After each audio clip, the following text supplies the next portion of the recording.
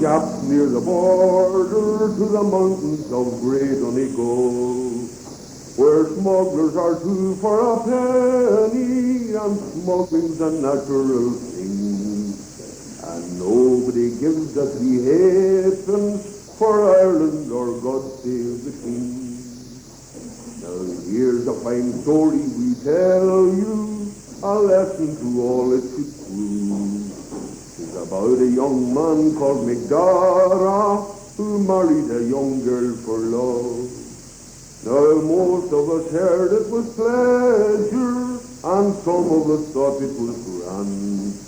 But he was a customsman's daughter, and he was the king of the land. Now the wind from the east is a sharp wind, a knife that will kill in the end. And the grave is the end of commotion, and many's a man's only friend.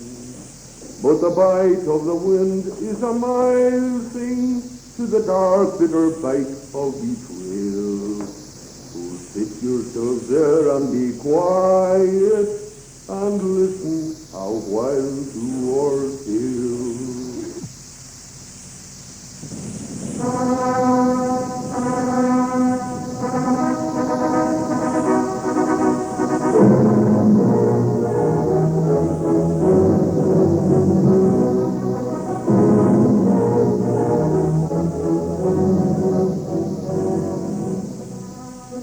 Letterkenny Vocational Players proudly present Winter Wedding.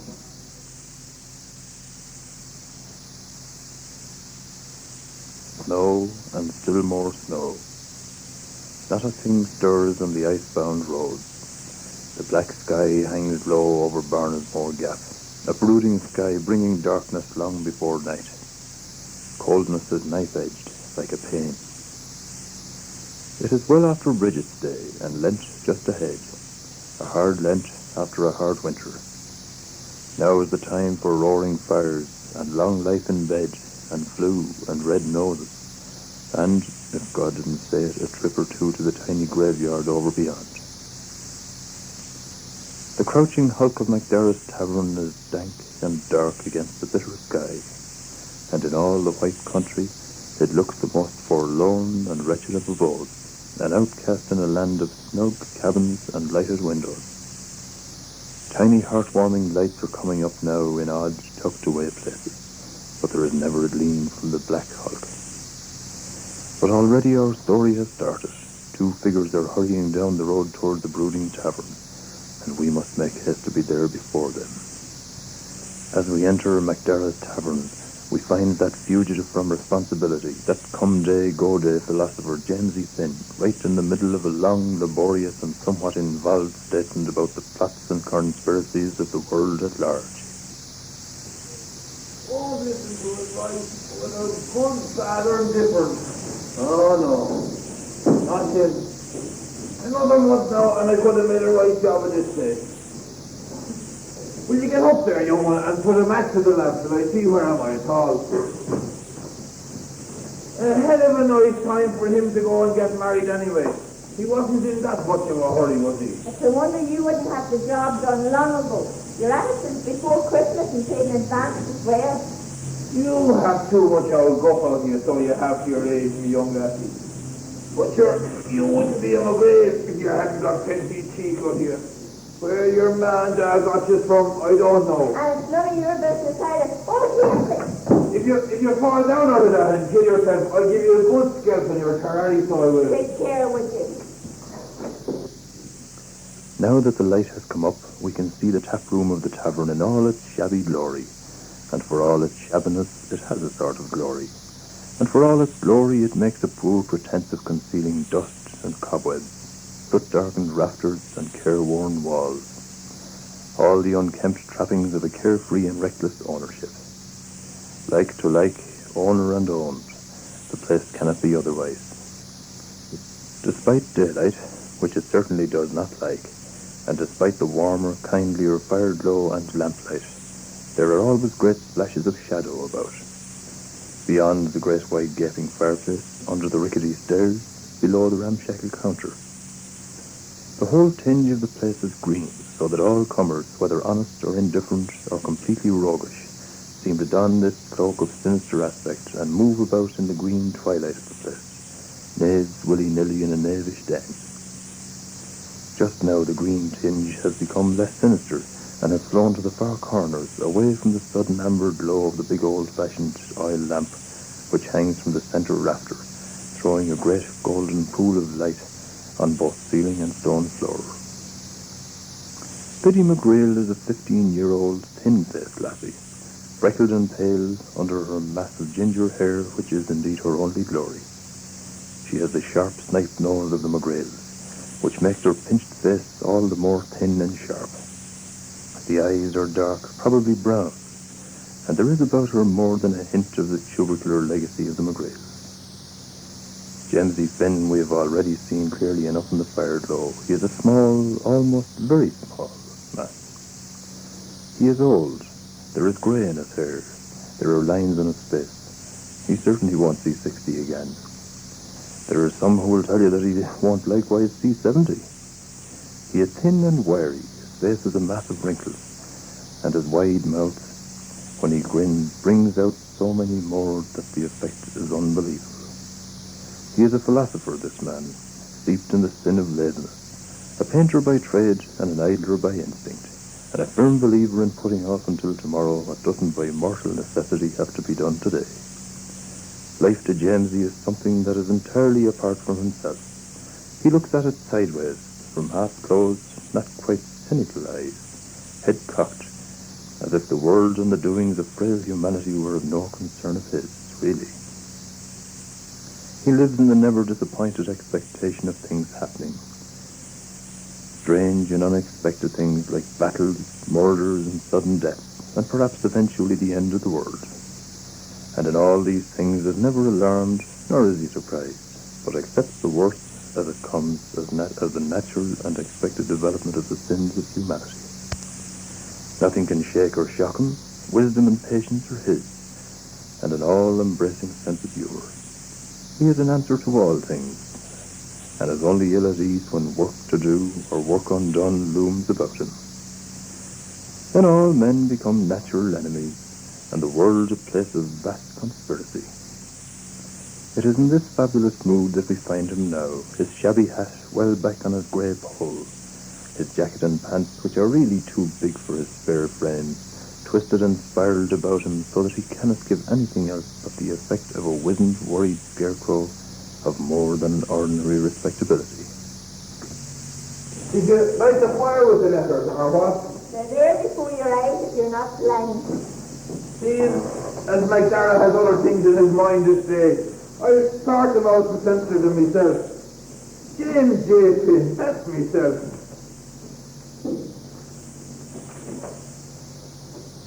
A bill for 2 pots of paint and a brush from Stevens to the Barnes Moor.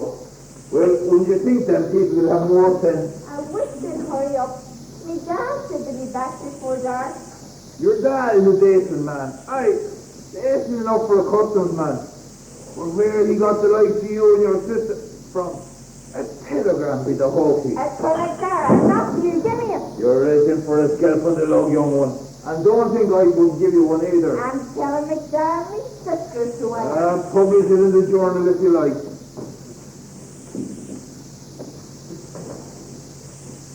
Good luck and congratulations from one smuggler to another.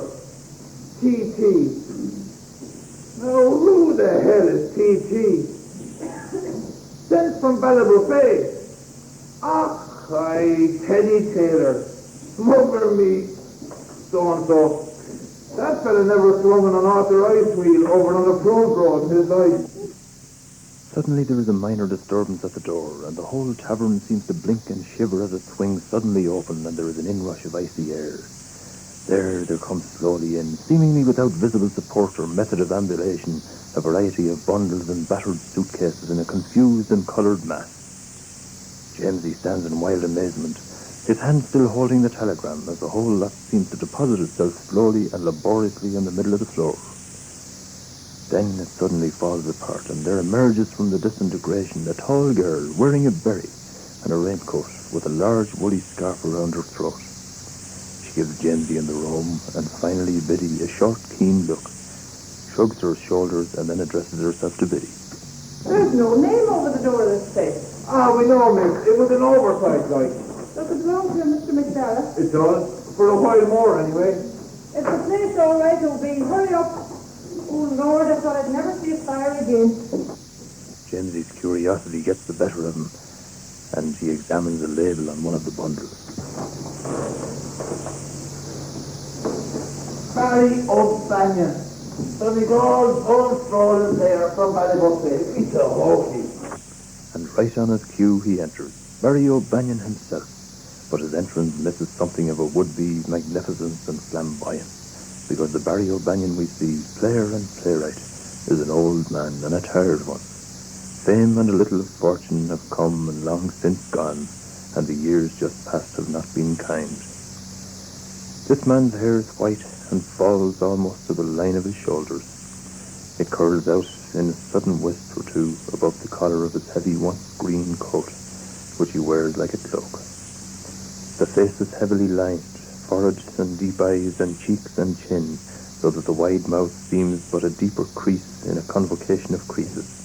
And all these curves of flexible feature are neither set nor static, but keep in an endless motion of coming and going with every word the mouth articulates, and every move the heavy old head makes. The eyebrows are white, and stand out above the dim eyes, until the man begins to act.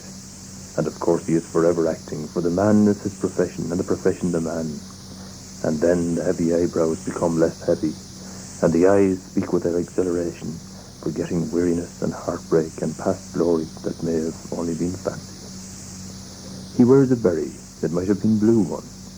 The old coat hangs with its added weight of damp upon his shoulders, and there is a scarf about his hollow throat, a scarf with a touch of silver thread in it somewhere, carelessly flung about him so that we can glimpse the dark, sloppy bow beneath. There is a waistcoat, too, a bright and flowered affair, with all its buttons, but sadly lacking the necessary touch of golden chain. The black trousers have a crease in them for a wonder, but the shoes are muddy and unadorned with the necessary spats.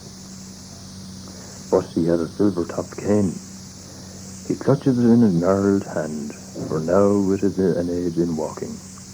Later it will be a sword, a lance for jousting, a high king's sceptre. He moves like a king, this man, and when he speaks the words of majesty, they come out slowly and roundly, each word a sculptured golden thing. And when he walks, romance goes with him, and a rose dim faded world of story and legend and dreams coming true. For this man is the last of the romantics. He has about him the cloak of villain and keen, the almost outlawed cap of mummer and bard and minnesinger that shuns respectability. So he stands inside the door of the tavern, the dull, snow-laden sky behind him, and a doubtful welcome before. And before the door has closed behind him, the room and the welcome and the future is undoubtedly his.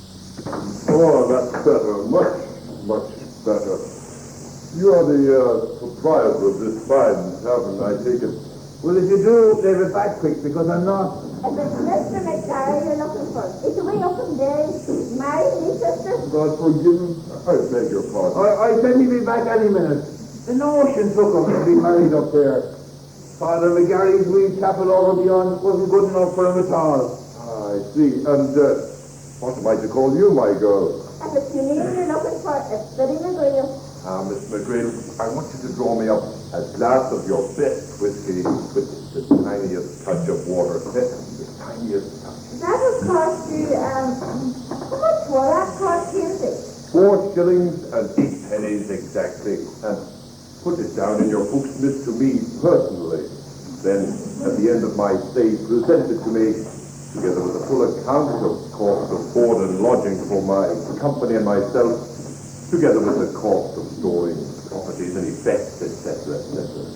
Minus the professional deduction and discount that is customary for my patronage and profession. But Mr. My sister said that One moment. Put it down, Miss, to Barry O'Banion himself. Donegal's own strolling player from Ballybofey, making this final farewell tour of my home county. Farewell as well.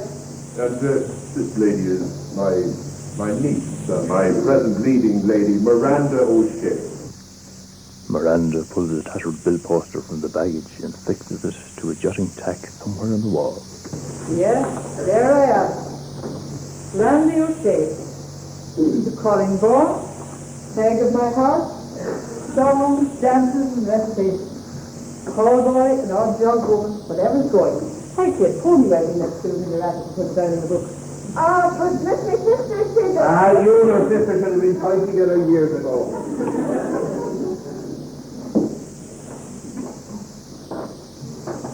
Now, Mr. O'Banion, and a lift to yourself, and a wee lift for myself, as we'll see the night that it is. Yours is going down in the book as well. Well, it's not the only place that's going down.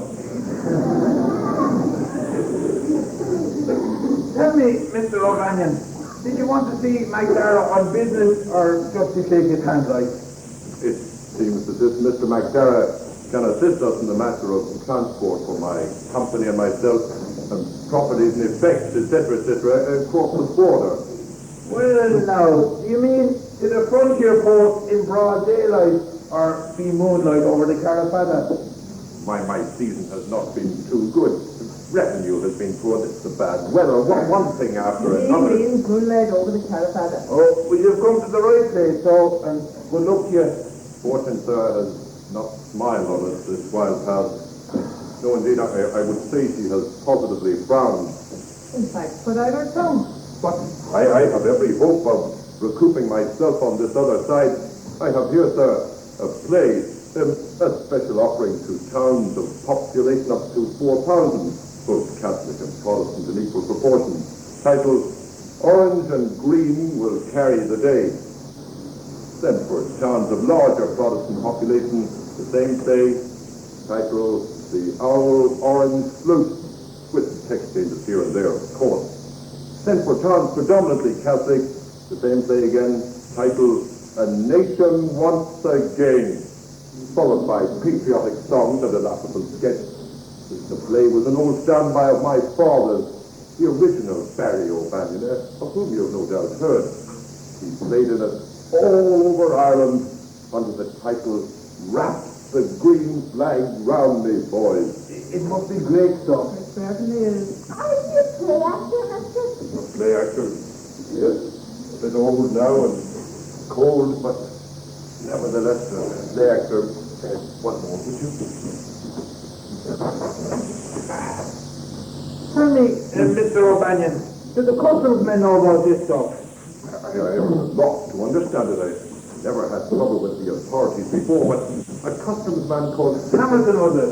Yes, a rude, overbearing, most Oh, unmannerly... don't bother your head saying it. You're the man's a walking devil. Even you had customsman here, and the black and tans or the south down beneath you couldn't hold a capital. Jamesy, how does that lady? He's below on the Huxtable coast. I'm convinced trying to spread the word. If you have any of the stuff here, stop it for the love of God. Oh, thank heaven, protect your listeners. Here, wait a minute. Come back with you. Raiding the Huxtable show. That'll be interesting, I'd say. What's Hamilton reading him for? Doesn't even the poor innocent Bishop of Derry know that there isn't a hairport below on the Huxtable shows, but it hasn't come from over. And if it hasn't come from over, you can bet your sweet life it's for going over before very long. You mean, uncustomed goods, is that the correct term? Uncustomed, illegal, illegitimate, it's all the same. Hey, dear man, there was a lorry load of stuff, forbidden by law to be imported except under license and official seals.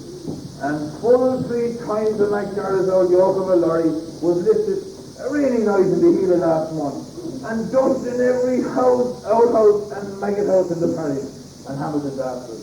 And if he finds it, it's goodbye, wipe the tear from your eye. For the entire Maire Day population, from Cairn to the Gap, including McDara, myself, the sergeant, guard duty, and the parish priest. Oh, now, mister, that sounds a bit too much like one of my lousier speeches out of our so-called laughable sketch.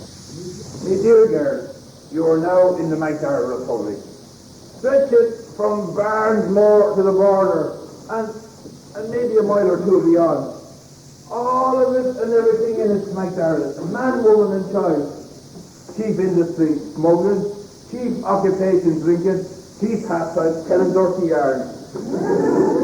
This, my dear girl, is an independent republic of outcasts and outlaws, rogues, thieves, and liars. And as Hamilton read in the Huckster shows, you can bet your three guys will be up here in two twists of a dog's tail, and no republic can get a quicker end if he finds these two here. JAMESY has pulled an old sack off something just under the stairs. He pulls whatever it is into view. It is a well-filled sack, and there isn't a second one behind. Oh, the Lord, Stephen. Isn't like that a terrible man too? 2 bags of the stuff that never saw a customs seal, thanks to the God. There is the first customs man to walk in the door. Oh, the Lord look down there. But it is not a customs uniform that appears. It is the uniform of a big burly GARDA chiffon, a big red-faced pudgy man with large round baby eyes and an expression of tremendous indecision. He is wearing a wet overcoat and big boots, and he fixes a very mournful expression on JAMESY struggling feebly with the bag of contraband. Oh, no. Don't tell me that's more of this stuff.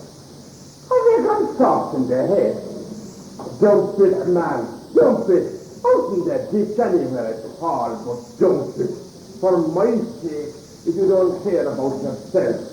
After all, I was transferred here to rest me nerves. Listen here, GINNITY. If you know any space to the mention of those two in the whole parish that's not already full of the stuff, I'd be very pleased to hear about it. Oh, give me a bottle of stout for the Lord's sake, young one. This sale's finished me yet. Why the hell did McDaid have a notion of marrying today of all days? When he comes, tell him Hamilton sent down for me to take a deposit from the Huckster below. I'm hoping to God I won't have to do the same for him. Thank you.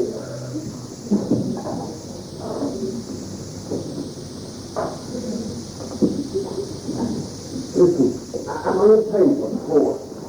Do I have to go to the gas, you see? This is for the new one that's certain beyond the big. That's good waiting now, young one. It's all right. That's a credit. It's as lovely a letter as ever a woman read, I can tell you. Because it was written for me here 2 nights ago, the McDaid himself. And I didn't say the word. That part of it's all right. That part of it's all right. But am I going to be stuck here like an idiot when Hamilton walks in? Hamilton, oh, that man's name takes it. I better jump out of in there. I should be away from here. Don't forget to tell Matt what I said. Oh, holy God. Then, it is smoke for over. Oh, you God's good time, GINNITY. Don't rush it. Oh, I suppose I'd better get over to the cross and get the rest of the stuff. It hasn't walked very high. You better take a dive, all right, miss. Things don't walk in this part of the country. They bloody well gallop. Well, that's the impression I got so far anyway. Well, here we are.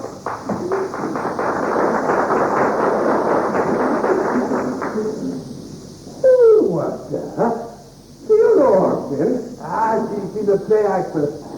There's her name on the poster.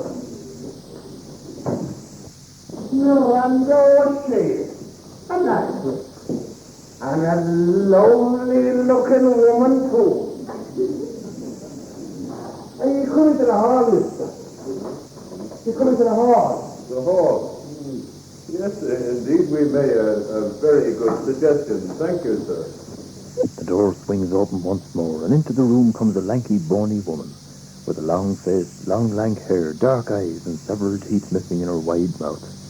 She wears an old brown coat thrown on her anyway at all, and a pair of dilapidated Wellingtons. There is a gypsy-like quality about her hair and brown skin and the thin length of her. It's the Mrs. GILDAY we saw earlier on.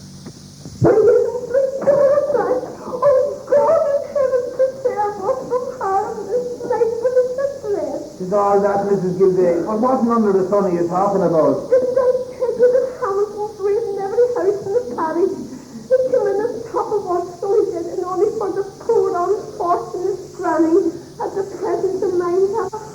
cat. Should he have found Dawn? And where has your car? Under the bed. Oh, James, he shall never get over it. After he went, he took a bad turn and nearly went on us. Oh, no, James, is that some of the stuff? No, it's bags of buttermilk to make cheese. The Colleen ball. Oh, mind me, I saw that one. It's a lovely story. Oh, I'm sure now she'll be lovely in that one. Listen here, me Romeo in navy blue. Would you ever stop your Colleen Bond and throw a bit of advice in our direction? Lord God, Mr. McDaid, the whole parish is big jail this night of God hasn't said it. Well, don't you be ashamed of them, and I'm bad enough. Well, I hear a car coming up the road. Is there a back door, Lester? Is there a back door? What do you want me to do? The Indian road trick. That's right. Abandoned ship, the lobby is so many is sure to give me a hand. Oh, that's not the customs card. Follow McGarry. Are you sure? Yeah, the customs card doesn't have all the clapper. That's one thing. Because she has a head of her, that's your one. Declare to me, God, when I saw the walls and liver jail grinning around me.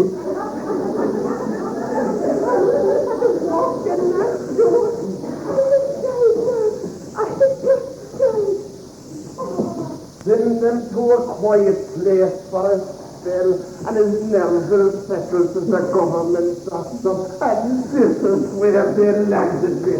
Oh, give us a The overworked door of the tavern bursts open once again, and sure enough it is Father McGarry himself that we see now. It is difficult to say what age he is. Hardly yet 50, certainly not over it. He is big, he is fat, and seems bursting with a maddening sort of perpetual energy which never allows him to sit still for a moment, or to stand still, or to know one single solitary second of repose. The man should have been a farmer, or a tractor driver, or a builder, anything at all that would absorb to some degree his devastating impact of energy and motion.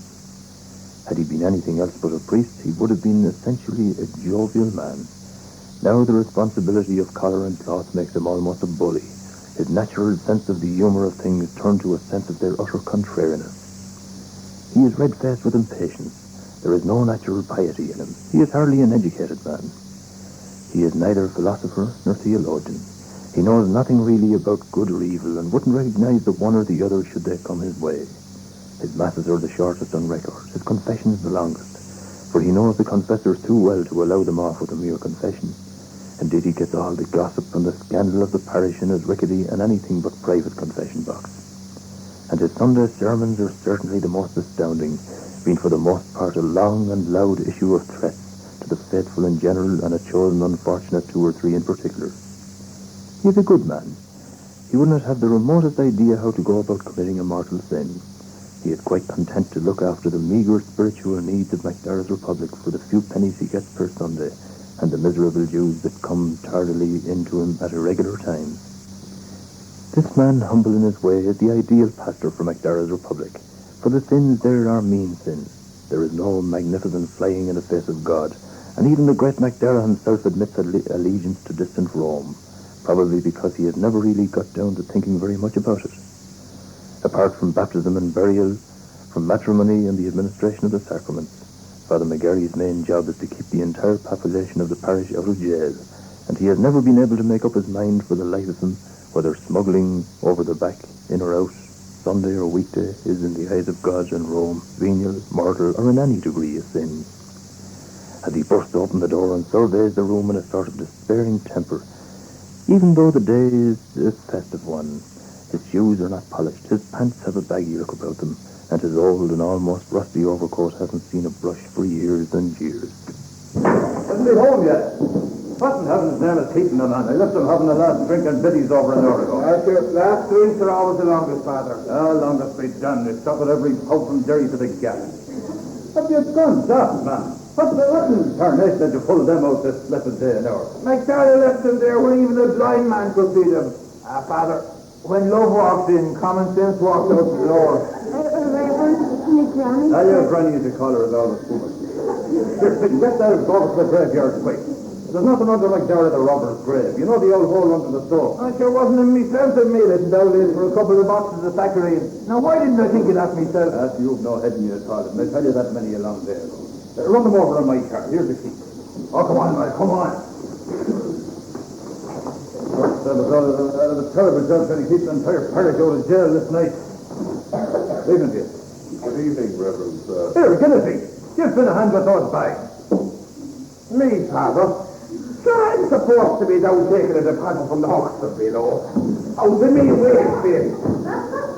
Hey, young one, give me that sack of the grader, quick. This is a nice bit of trouble to come back to. I can't leave the parish with Hamilton at the start of raiding, and God knows what else has been going on behind me back this blessed and holy day.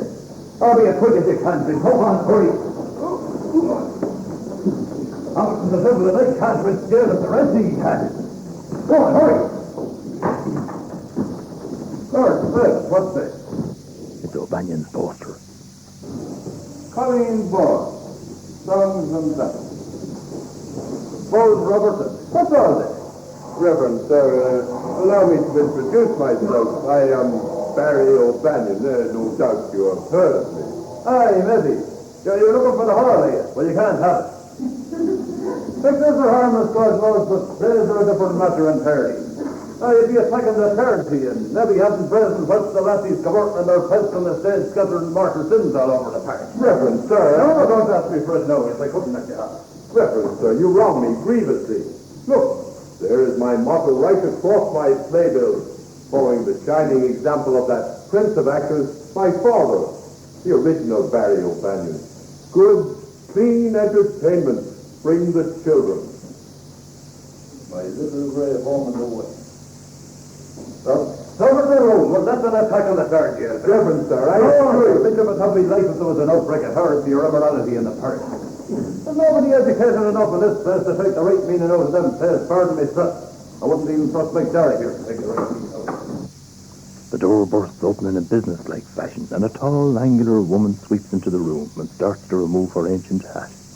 A long and involved process, as it seems firmly affixed to her lank, greying hair, which is tied tightly into a bun at the back by a startling and rustling variety of long, lean pins.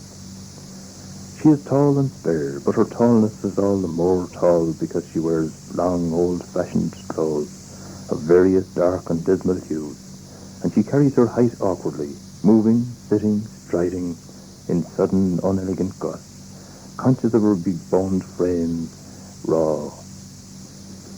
Her face is pasty pale, the paleness that comes from shunning the outdoors and huddling over fire and perching in gloomy corners. The eyes have intelligence in them, for there is a spark there, but the lips have no colour. The mouth is thin and sharp, the face is dead. Her handclasp is limp and clammy. She is short-sighted and peers into faces. She is more than a little deaf and cocks her head. This is Minnie McDaid, full sister to MUIREAGAWN MACDARA, the remnant of lusty and surging life which her brother made all his, so much so that he would seem to have taken her share to add to his own. She could be handsome, this woman, hardly middle-aged, because McDaid is a handsome man for all his bulk. Housekeeping for her ambitious brother, always being there, a part of the tavern, watching old things and new things go by her, all the time through narrowed eyes, dry, shrewd, wise enough, and somehow strangely independent. Minnie McDaid stands in the tavern and goes about removing her hat. Burn blazes with that brother of yours. Oh, father, he's down at the cross putting up his name on a signpost with a bottle of porter. More like what a child would be at than a grown man. I got out of the car and gave up to warm me feet. Where's the young McGreal one? The place in the station this morning. I put everything in the book, like you said, money in a tidy. Aye, well, you needn't bother me with it now. I'll see what kind of a hand you've made of it by and by. How did things go, Willie, with that? Oh, Mrs. GILDAY, to tell you no word of a lie, I didn't like it. I didn't like it at all. The church turned very dark when he took her hand, and she made a mess of her words. Father there had to nearly shouting at her. Hutton says that he wants putting his name in a signpost. Where is he that? That's the style of him now, Father, and neither you nor me will change him. Mrs. GILDAY, when they stepped out of the church, the snow began. Not snow either, more of a sleet than anything else. And I said to myself, Minnie McDaid, I said, them two will have years in trouble, although I wouldn't wish it hard on anyone, least of all my own brother. This fire's hardly in it at all. I knew I mightn't be tough in telling to give an anything.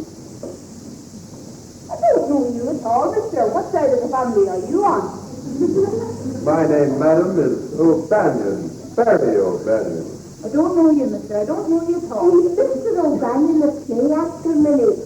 I don't know him, Mrs. GILDAY, and little did I think that any of the family went in for play acting. The door opens once more, and McGreal comes in, taking off his shabby uniform cap as he does so. He sees Father McGarry and lopes toward them. Reverend, the PO, the preventive officer, Reverend, Mr. Hamilton, like a word or two with you, Reverend. If you wouldn't mind, Reverend, if you wouldn't mind. Is it about Joe? No, Reverend, it's something else. The PO, Mr. Hamilton, like a word or two with you. Well, if it's not about Joe, it can't be that important. Tell Hamilton I'll call over and see him. Beg pardon, Reverend, but he's with me now over at the hut. If you wouldn't mind, Reverend, if you wouldn't mind. Well, I do mind, McGrail. This man Hamilton will have to understand right enough that it's his second call. I've a good mind to preach a sermon on this tunnel. Beg pardon, Reverend, there's been a bit of trouble. God knows I've got the last fear on you, Reverend. But my position calls and maybe ask you now if you wouldn't mind, Reverend. Oh, all right. Tell Hamilton I'll call over as soon as that rascal Finn comes back with my car. Beg pardon, Reverend, but he won't be back. That's up to you, Mr. Hamilton. If you wouldn't mind. Oh, I see. It's Finn over there. He is, Reverend. Oh, I suppose I'd better go over. Come on, man, come on. God, isn't it terrible? Such a dirty job to do. Such a job.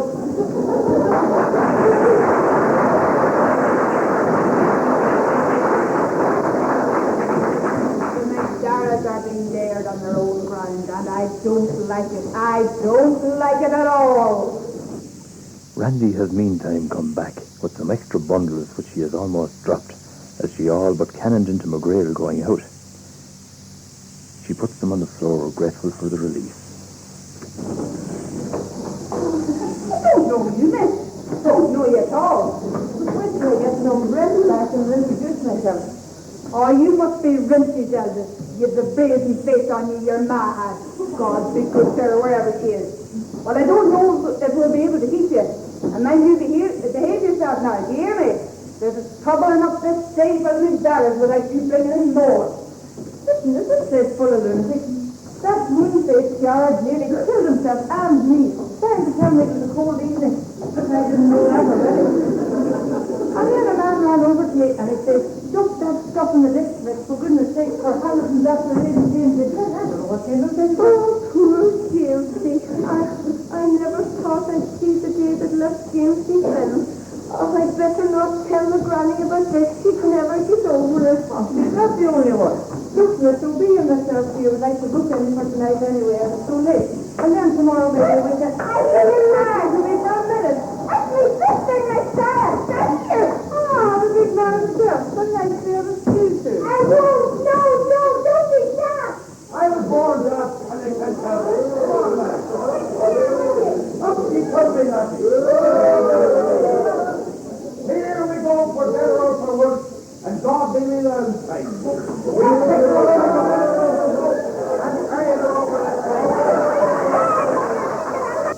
And so indeed he does. In he comes, MUIREAGAWN MACDARA himself, carrying Jane Ann McGrail that was, now Mrs. Jane Ann McDara, kicking and struggling in his arms. He holds her for a minute, laughing into her face, and then drops her on her feet in the centre of the tavern floor. And there and then the truly blushing bride turns, regains her balance, and slaps him good and hard across the face. Just because you've got him married, you don't think you can do what you like with me. Yes, first blood. If he did, we'll have a muscle and that. She stands in the centre of McDara's tavern and faces him, legs apart, her head tilted at him in sudden defiance. She is wearing a brand new bright green costume, her bridal suit, now more than a little creased after the day.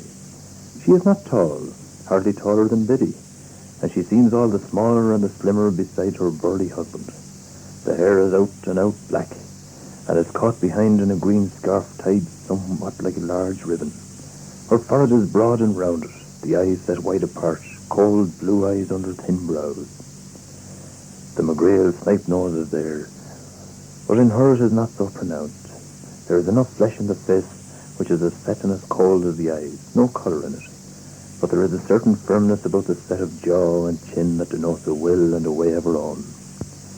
There is always a sort of sulkiness about this girl, and most times a sultriness, an air of dark things brooding within.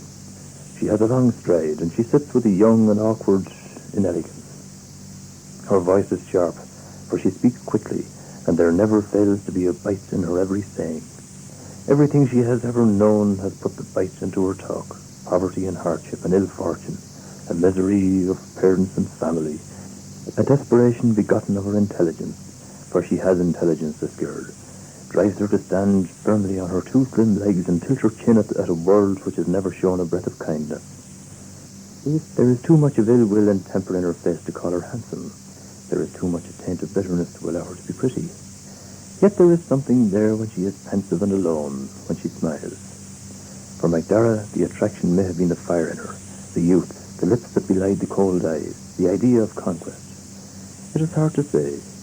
Perhaps it was the fact that among all the heavy, broad-hipped, full-faced girls in the bogland and around the gap, she alone seemed to have the life to match the life in him. She alone bothered to put a bit of colour into her hair. She alone had neatness and taste and a certain yearning for sophistication. And there seemed to be a desire in her, desire for fullness and fulfillment, and the adventures of living and loving. All that and security, and after all the years, respectability. She stands defiantly before her husband, looking for the moment very childish and very independent, in spite of her cheap costume, her silk stockings, and awkward high heels. McDaid ruefully feels his glowing cheek. You big hands of millions. There is nothing but palming the whole way up in the car when you went drinking and carrying on and making a laughing stock out of me. I'm wondering now, will it let you have that in back or not? Well, there seems to be a notion out that a woman can hit a man whenever the notion takes her without fear of retaliation. An idea to which I don't subscribe.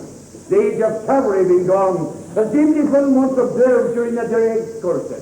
Look, would you go away, all of you? Have you got enough gawking and dipping at me all day? I'm tired out with it all.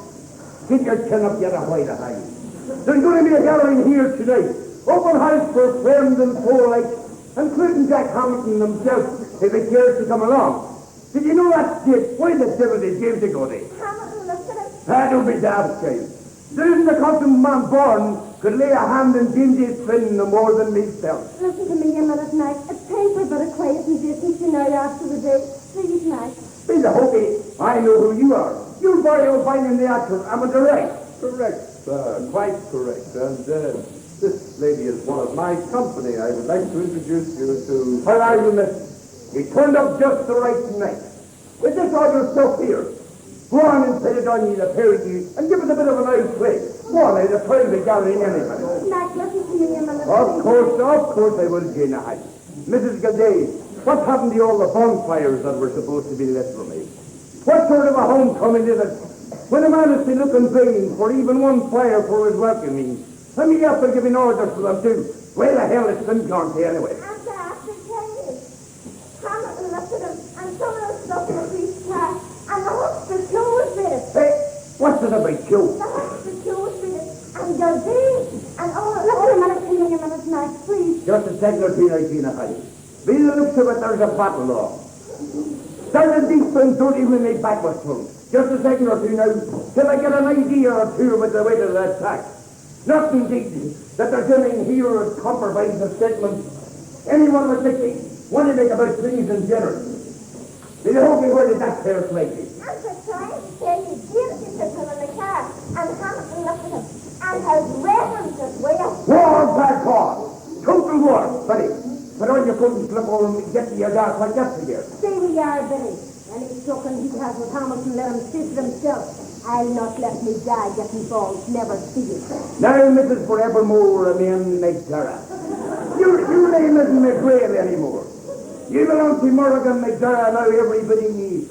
From that dirty look in your eyes, right down to the high-heeled shoes. But the Reverend Father McGarry said several words over us this morning, And I hope you weren't caught him when you said you'd have me for better or for worse. Maybe I only heard him say for better. Oh, you heard him all right, both pennies, McGarry. And I won't say you've seen too much of the better side of me yet. I can certainly tell you here and now that you haven't seen the worst for drink or for devilment. You haven't seen the worst side of me either, let me tell you that. Can't be making disgraces with both of us in front of everybody. Anyone that's here to plan our game. I brought you here tonight because there's hard drinking to be done and yarns to be told. I am by the looks of it, a plan or two to be got at before morning. I like to be among my friends. Just some of your friends, because if they are, I would be luck with them, but don't let them come in near me. Are we there then? Are we there at last? Yes, madame, the door there at last. The friends referred to have just at the minute come shuffling in the door, an odd and colourful pair. First of all comes the RAGGER DAWE, and with him, in fact following him, hand on shoulder, is the Red Man, a tall, fiery-faced, flame-haired man with a stick which he uses to find his way, for he is blind. There are those that will tell you that he can see quite well when he wants to, and the stick and the closed eyes are but a spectacular subterfuge, with obvious advantages in his trade, which is that of public entertainment, for he carries a battered melodeon on his back, and there are ballad sheets in his pocket. He wears a tattered raincoat and a wide-brimmed black hat, which once was respectable. His voice is most times a roar. When he smiles, he bears strangely white teeth, and he never fails to have the wary look about him of a man expecting mortal enemies in every nook and cranny. With him is the RAGGER DAWE, a miserable wheel-faced creature, wearing a pair of enormous boots and having about his ragged person a collection of boxes in which repose some doubtful apples and a few oranges beyond doubt. He wears an enormous cap and a strip of something dark red about his scrawny throat, and there seems to be an alarming amount of straw about his person, in his pockets, in his boots, in the collar of his shirt, everywhere and anywhere. The RAGGER DAWE comes forward, a watery grin on what he has for a face. The Red Man comes after, feeling the way with his stick. Oh, where's McDaid then till I shake his hand? I walked 15 miles of stony road from Arder off here to squeeze music for him the night it was wet. Music will have indeed, Red Man, and play at him. And a date from Jack Hamilton before morning if God didn't stay it. What the hell kind of bonfires did you like for me, Ragger? Didn't you tell you they have at least a dozen? Hamilton, me eyes. What has Hamilton got to do with bonfire? Where's yourself to shake her hand? I hear she's a customsman's daughter, but I won't hold that in her face. For she's a MCGARRY now converted and repentant, like the prodigal sheep. Come here, shake hands with the Red Man, in hiding. Listen a minute, Mac, I'm tired and fed up. Send them all away, Mac, and one of the place to ourselves like it should be. Well, we cannot take a poor sheep seller's hand, and he only wanting to wish her well, and to feel the heart in her and the squeeze of her hand. The Red Man's come 15 miles a night to give us a bit of music to him. So you shake hands with him, please, would. Tell him he's welcome here. And get it in your head there once and for all that they'll surely save your soul by being respectable. Let me go. Give me a reason for my Amy. Are you going to let me No. go? I'm beginning to hit the very city. I'm beginning to hit the first thing you ever came looking for me. And I'm living short enough to regret dancing at the priest and altar this morning. Go ahead with all Edith, when you're at it. All I'm saying now, Morgan McDaid, is don't try and come in near me this night. Or look at, I'd tell myself before I'd let you. She suddenly bursts into tears, turns blindly from him and runs upstairs, almost running into Minnie, who is coming down. I said it would be a stormy passage for the two of you. The McDaras and the McGreals is bad mixing. God saw fit to differ with me, and now not even the Pope of Rome can put things back in place again. You'll make your own of that one yet, McDaid, over here. Here, stick I am and go up and hammer the actual graves out of her. Mark the words of a blind man. You could find clothes in the eye. And drag you the early mass on a Sunday, aye. And where will you be then? And will you answer me? Where will you be then? I'll be where a wall's bread, man. Right here in McDara's public house below the cross. And damn the man, or damn the woman either who shipped me out of it, and certainly not Jack Hamilton. Look at you. I'm father and mother and nanny to every one of you. And you hadn't been cutting up me to like me as much as a bonfire itself. But now, Hamilton's the place now for nearly a month. And did you lift the pubs from his tower or put a jab in his tires? No, you wouldn't know how. Waste the time it was training you for a job. And you hardly. Isn't it a wonder you wouldn't have a notion of causing a diversion when you heard that Hamilton was down below a show? Or not? Come on, do anything. But no, I wasn't here to show you how. No, what's Napoleon Bonaparte Just like reading the signpost to Waterloo. Have you done a bit of gumption in ye? Hammond landed in a bog all weeks ago. God forgive me the first. Go on, Mr. Evans. Give us a bit of an old play. You know what we used to do at school? You know one about something rotten in the skid of Denmark. Oh, listen, mister, it's not what you want, it's what we can give you. You know our company is a bit short-handed at the moment. Oh, anything with a bit of a cake will be welcome, miss.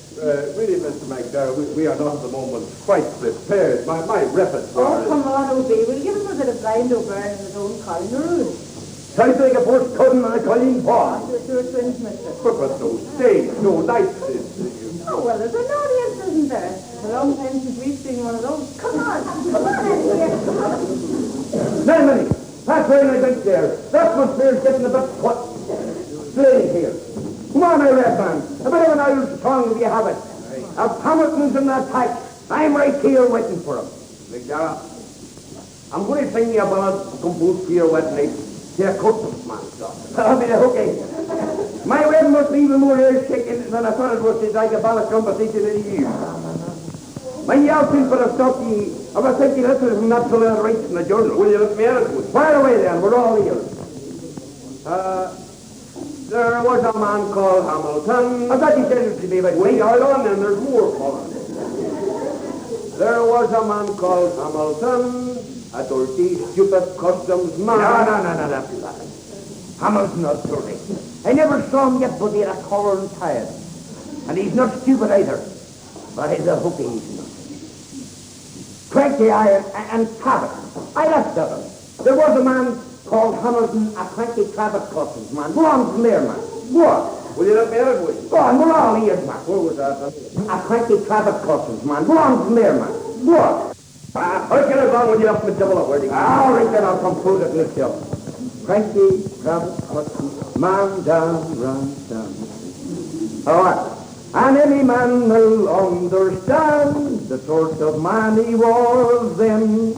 He thought himself from heaven sent to be a kind of punishment on all poor men on smuggling bent, from Derry to the Summer Glen. And some say it was dead, some say it was again, some say he rose again, and called the Hamilton.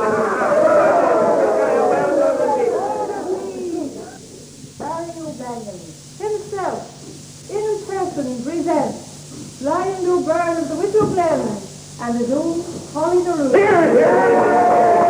Order, please. Come, gather all around me, boys, and listen to our tale. A tale of gallant heroes of love and dark display. It happened in old Ireland, the year was 98, when Seamus O'Byrne with sword in hand went out to meet his fate. He loved a beauteous maiden, and they were newlywed. The last of Ireland's citizens, but she was lowly bred. And when the English redcoat came marching through the fray, she left the note around the door, and him she did betray. Good job! Quiet! There's a big blue car coming up the road from the top. There's going to be the darling boy of the revenue commissioners on Navy Blue. But there's only one man in Ireland who drives a car that can make the old calling himself, and that's Jack Hamilton. Well, he's welcome. All comers, black or white, are welcome to the way. Aye, or the way. The PO wants a word, if you don't mind, Mac, if you don't mind. Did you run into James Funby any chance? Oh, there's a bit of trouble, Mac. God, this trouble's the nature of all, Mac. Whatever happens now, Mary, whatever happens, promise me there'll be no trouble. Think him in nervous condition. Oh, well, I won't start it anyway, Ginnity, but it is a habit sometimes of starting it only. The door, which is ajar, opens wide and Hamilton comes in. Jack Hamilton is a middle-aged man, iron grey already, and his slow-moving eyes are wide apart in a surprisingly babyish face. He is bulky, but moves lightly enough, his hands deep in the pockets of his trench coat. He is not in uniform, but wears a dark slouch hat, and he has rubber-soled Canadian lower boots on, with snow thick on them. His coat collar is up, and as he moves slowly into the room, he pulls it down and casually surveys the gathering. The RAGGER DAWE and the red man seemed to mingle with the deeper shadows this side of the fireplace. In fact, quite a lot of the gathering seemed to move imperceptibly away from the door, and as far away as possible from the light, so that now there is only McDaid himself facing Hamilton in the centre of the floor. Hamilton in the light seems very casual, almost sleepy. Never once has he looked at McDaid, although McDaid has been staring at him with something of a challenge since he has come in. Hamilton is essentially a shy man and a lonely man. He is not at his ease in company, even when there was a job to do. So when he speaks, he is abrupt to the point of rudeness, and when he has a thing to do, as now, his accent is clipped and sharp and his manner aggressive. Everything he says is something of an order, and there is something about him, the way he stands, the way he holds his hands, something in the set of his mouth that makes one think again before disobeying. He is a solitary man, with nothing in the world but his job, and that he does all hours, as it were a vocation, and something about it in the nature of a crusade. Hello, Jack. Hey, we were expecting you to come along. I've been in luck with Jack. But I'm enough brokering this jumble of stones to turn a man's stomach upside down. Even there in the place, was just a man of good clean breath. Well, Jack, have you looked like in the cut of the place we not told you to stay? Sure, me not. You're the pair that I have trouble with this evening. Yes, Mr. Hamilton, we're the pair. I warned you both I'll see your stuff and you tried to evade the authorities. I'm warning you again. Thank you, Mr. God Almighty. We have to apply to you for permission to breathe as well. Really, we are not breaking any laws here. We must not be hounded like this. All right, don't breathe. Don't you know that this man owns the country? Don't be fretting yourself, Mr. O'Banion. I'm king here, and I don't need any brass buttons to prove it either. By heaven, I swear if I laid a hand on any one of you here with the eyes shut, I'd have taken a case for hanging it for me.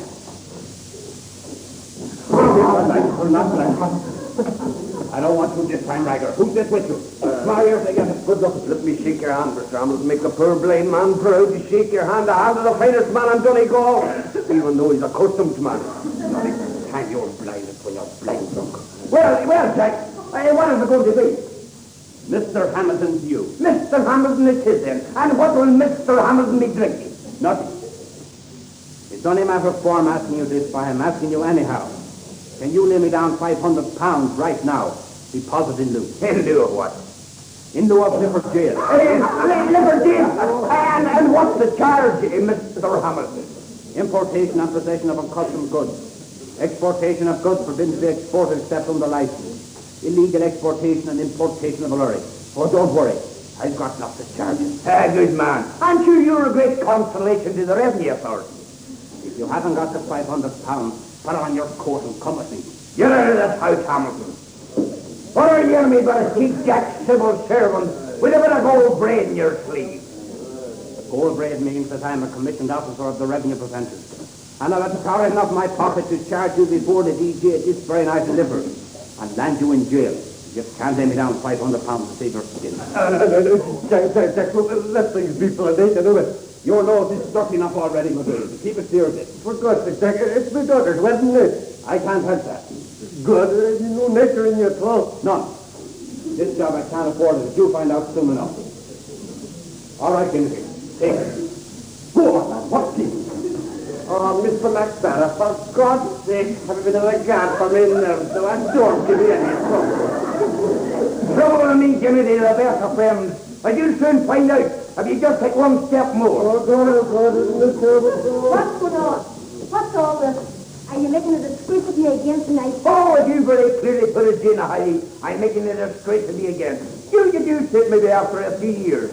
Be the looks of it, the fun's only started. The fun's at an end, McDara. You give me any trouble now and I'll land you in jail for life. Aye, and enjoying doing it. I've little time for braggarts or fly-bys, thank you. Is that a fact, Mr. Hamilton? Well, I might say to the pimp, I know you so tall for smart Alex with harps on their caps. They think God didn't make a good enough job of things when he's at it. And it's up to them to finish it off for him. Look, Mr. Hamilton, we'll go and see if you like. Not that we did anything wrong, but, well, it's not a weed wedding night after all, is it? Oh, this is beyond me. Fred, talk, I'm at a loss. It's all right, Opie, it's all right. I was just saying to Mr. that officer there, that he can slowly look it up, but can't you leave Mr. Mac alone for tonight anyway? Save your breath, man. I'm after McDaid for a long, long time. Married or single is all the one to me. Thank you kindly, ma'am. Thank you very kindly indeed. You ain't doing business here every year. Look, Mrs., that man has no authority to lord it over you in your own floor. Don't let him do it, Mrs. Stand up to him. This is none of your business. Keep your advice to yourself. Do you hear? Isn't there anyone at all to raise a voice? Anyone at all? Give him one, ma'am, barring yourself. Right where you did it too. Take him, GINNITY. Put the cup on him if you have to.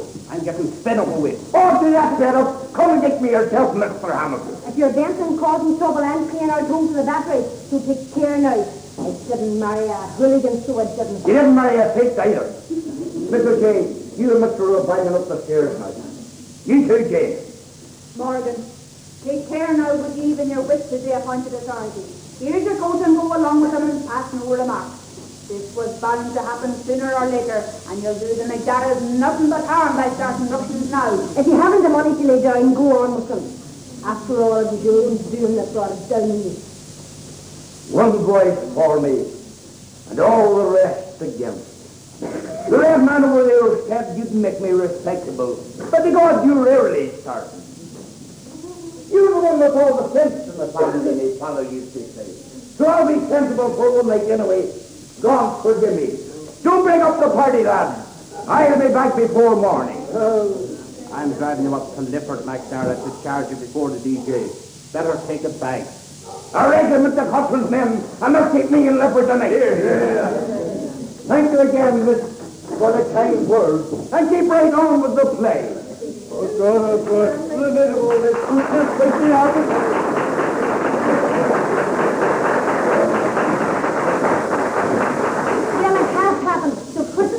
and clear out of here, all of you. Go on, there's no party, so get out. I'm the one in charge, now. Go on, hurry up. Me sweet goodbye to you, Mrs. McDaid. I am all I have to leave you by way of a weapons lesson. Well, you must find it in any penny catechism.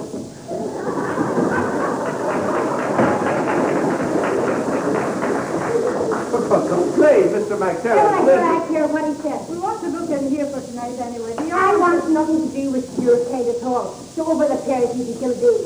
Please, But Mr. McDaid said he promised us There will that... be no tantrums now. It's all too good to be true. Come along now. You take the big bag and I'll take the bundle. Someone will show us the way.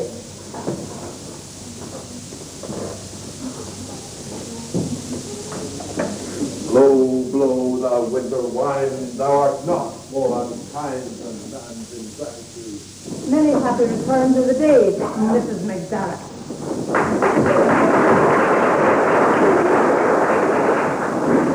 I'm the one in charge now. Aye, we'll see. We'll see, madam. We'll soon see.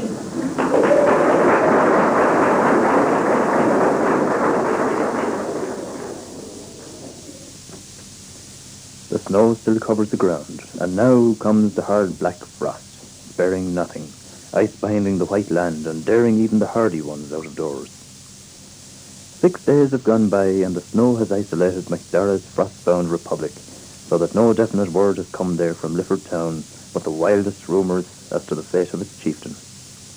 Even Father McGarry, who has at all times claimed the friendship and confidence of all authority, major and minor, has no definite information, since his car has been seized and the buses have given up running for 3 days past. He has managed, however, to give the impression, especially during a long and red-faced sermon after Sunday Mass, that he has been the instrument of keeping McDara from instant execution, or at the very least penal servitude for life. Here he is coming down the road now, a long way off as yet, and keeping his feet with difficulty. He is on his way to the public house, possibly with sudden and startling information about McDara's fate, probably in quest of the like. Anyway, he is in quite a hurry, so we must get to the public house before him and plunge right into the second part of our play. New brooms sweep clean, and here is the tavern in the sharp green light of the snow and the evening, all its lamplit glory undone, not so much by the cold exploring light as by the sharp eyes and the respectable urge of Jane Ann McDara. The grime is gone. The windows seem startled by their unexpected cleaning. The floor is swept. The bottles, barrels and kegs are completely subdued, row on row. so that the whole wide world seems embarrassed by its sudden bareness and discipline. Even the fire, which was part of the room before, now seems hardly at home on the wide hearth, and huddles in a sort of shame, never daring to show a flame for more than an instant at a time. Respectability of all things has come to McDara's tavern, and the author of it all stands by the fireplace surveying her domain. Minnie McDaid, wearing an old-fashioned pair of glasses, is sorting bills and accounts behind the counter. Biddy is standing on a chair at the fireplace with a long-handled brush, attempting to dislodge some cobwebs from the blackened rafters. And you finish it after a break on one work to do. But if you just stamp with them walls, there's a script. And what do you think my brother will have to say about all this? He'll be glad to have somebody making a cut of the place after all these years. After a while, maybe we'll fill a position up here. I'd like a bit of privacy in my own house. Aye, well, you can have all the privacy you want here and now, madam. I'm only saying that it's... There's not a mite of harm in saying that you're doing the things of trouble. New broom sweep clean all right, but whether clean or dirty, we'll soon see. And if you're only trying to put a bit of decency into the fridge, then look if it makes me sick. Aye, well, I'll leave you to it. And when you have a minute or two, take a look into the drawer beyond. You'll find that these documents lying there. Those most of them. Getting a bit yellow like with the months of being there. Think you're in the sweeping mood. Try getting them out in the whiskey or bird. But they're none of my business, so they're not. Aye, and they're none of mine anymore either, madam. To occupy your decent mind with a notion as to how they're going to be cleared was not a sinner darkening the door since you ordered them out yourself this next week. They're no lost that crowd. None of them are going to darken that door again, I'm telling you. Aye, and neither will Minnie McDaid till my brother comes back with me. Whether he gets jailed for a month or a lifetime, I'm saying it. She goes up the stairs, and we hear her heavy steps on the floor above as she moves about her room to collect her belongings, for going she is, and Minnie McDaid is not the one to say a thing and not mean it. Jane is more than a little disturbed about this sudden turn of events, but is much too proud to go upstairs to try even for a moment to make some amends for her more than casual assumption of authority. Biddy has been looking on with wide eyes, almost enjoying the battle. Now she climbs down from the chair and looks narrowly at Jane. Devil here, I fear will if you made your state. And the front door, which for the first time in scores of years has known rest and quiet, is open again, and there is a sudden icy gust and a flake or two of snow in the room. It is Jerry Gilday, a sullen-faced, mop-haired youth of about 20. Good day to you, Mrs. McDaid. Well, what do you want from here, Jerry Gilday? Oh, nothing from you anyway. Now. Aye, well, you can take it and go. You see, you've got wearing charm. What this is the big fella married to? You got it, that's the way marriage takes the women. Thank God I innocently can't do it. It's you ever had one. Aye, well, don't let it keep you awake at night. Remember it. I want no talk about making the new Jerry Gilday. What do you want coming here anyway? The notion took me that there might be a letter here for me. There's my name printed on it. And I'll pick a stamp and something with her. There's no more letters to be left here. I've changed all that, so I have. Well, it may not be the only thing that will be changed in this before long.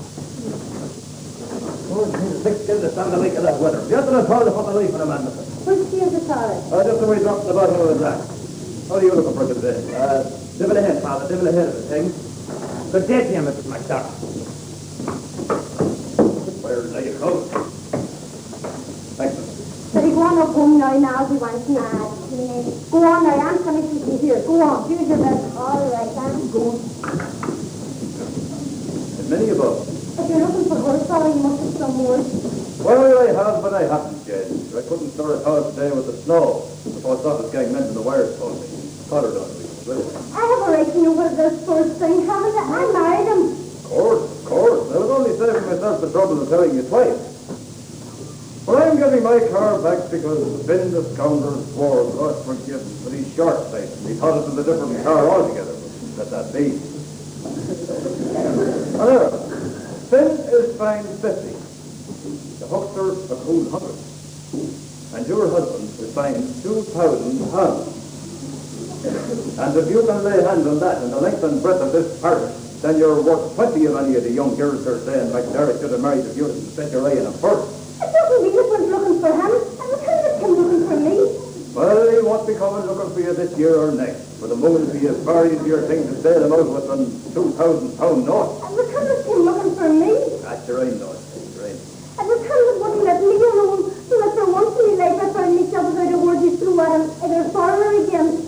Well, maybe things were a bit hasty, but sure, that's McDara's way. When all said and done. And when all said and done, I did a very foolish thing, and I'm thinking I'll spend the rest of my days repenting it. Oh, no, Jane, that's no way to talk. All the talking son, father. He had it all. Aye, and a bit of a way with him too. And it was something to think, maybe that I was the one that he came looking for. When there were girls from here to Ballad-seller would die for the very notion of it. Well, there's 10 of us to go up to that place, and only yourself can help out a little now and then. Well, when I hear of it, I find myself thinking that it mightn't be such a bad idea to dress myself up as his bride, little knowing that I'd turn out to be the bride of this pandemonium. Well, I was an into pandemonium, I can tell you. I put the fear of God to Hamilton and every man, woman, and child in this parish last Sunday, and there isn't a sinner of them out there, sir. Praise be God, and let no man or woman either say, I'll hard to a poor blind man and the poor misfortunate ragger here that's not like the rest of us at all, and I'm not even baptized. You're not getting on here, you two. There used to be on fire here in those days, and that wasn't more than a day or two ago. Good times took a holiday, but they're back again, thank God. Good save your Robert. I'll get them to do what I'm telling them. Now look here, red man, get out of here this minute or I'll prevent you from ever setting foot in my parish again. It's a terrible thing to be blind, your Robert. And you know, I'm beginning to think this here too, Patrick. I'm getting hard of hearing as well. Oh, so you're deaf now as well, are you? Well, don't think we were all born the day before yet. Finn, certain coronation as you here, lad. Yes, indeed, it's JAMESY Finn himself, wearing an enormous muffler as he did the last time we saw him, wizened and wiry as ever, and not a bit shaken by his past adventure. Whichever spares the double petrol father to get it how York was beyond. Listen, it comes to be natural like. Well, no, I don't know how you got this far, for I heard you were in for hard labour at least. Oh, there you are, Father. Maybe you wouldn't mind lifting me in your car to the bus stop at the gap. The woman, dear, don't you know that lifted me car on me this night week? But I knew to your brother. I was listening to it. I don't suppose it's the first time a McDaid got jailed, but if it's long enough, it may be the last. Minnie, I am sorry for the turn things have taken. I really am. Sure, I know, Father. Thanks for the words, even the hard words stuff. Maybe the BSR won't know the difference. So Minnie, you get your dead standing at the gap looking for a lift of a day like that. The snow's deep enough to throw it away. I'm not worried about the snow. The cows will never hurt me. There's worse things than a drop of snow. That's Minnie, what do you want going to lift her now for? I am, Dingo. Sure, be that captain going to up and down bring you there myself. How in business did you get out, man? Sure, I was never in together. Kind of half and half, like. I remarked at the time. Says the judge to me, McDara, if you don't pay jail in a good fee, how long will you be raising the money? About 50 years, says I. That's a bit long to say. How about a month? There's not a hope in hell, says I, but I'm all for a try. That's hard to do anyway. So, I was there myself. So we walked in then, but an old friend of mine, Eddie Taylor, looking as if he was just back from America. What's the damage, says he? 2,000 and a bit more for JAMESY, says I. Give me any papers that go into the and stick my name to them. Fair enough, says the judge. It's a nice day to spend. Drop in next Easter, says I, and we'll give you a cup of tea in your hand. And that's the long and the short. You're a great man, McDara, sir. I'm the useless. The harm of it out. So calling myself, what's the old steam lorry that didn't give a damn if the North Pole came down and slapped my cover of Biddy Barnes' chimney, and here we are. So upstairs out of here, there'll be no need for you going to deliver the night for me or any night to come. Will you swear to that, Mulligan McDaid? Oh, sure, devil indeed, there's to swear at all. I hear as Reverend here has threatened excommunication and probable damnation in anyone that much as smuggles a bootlace over back anymore. It's not a fact, pal. Now listen, McDara. I don't know how in ponderation you got out of being jailed for kingdom come, but... Well, I'm glad to see you. But there'll be no more trucking over her back. Look after this place. Look after your young wife there. And put all settlement out of your head, or be the heavens I'll roast the skin of your back every Sunday. I heard it too.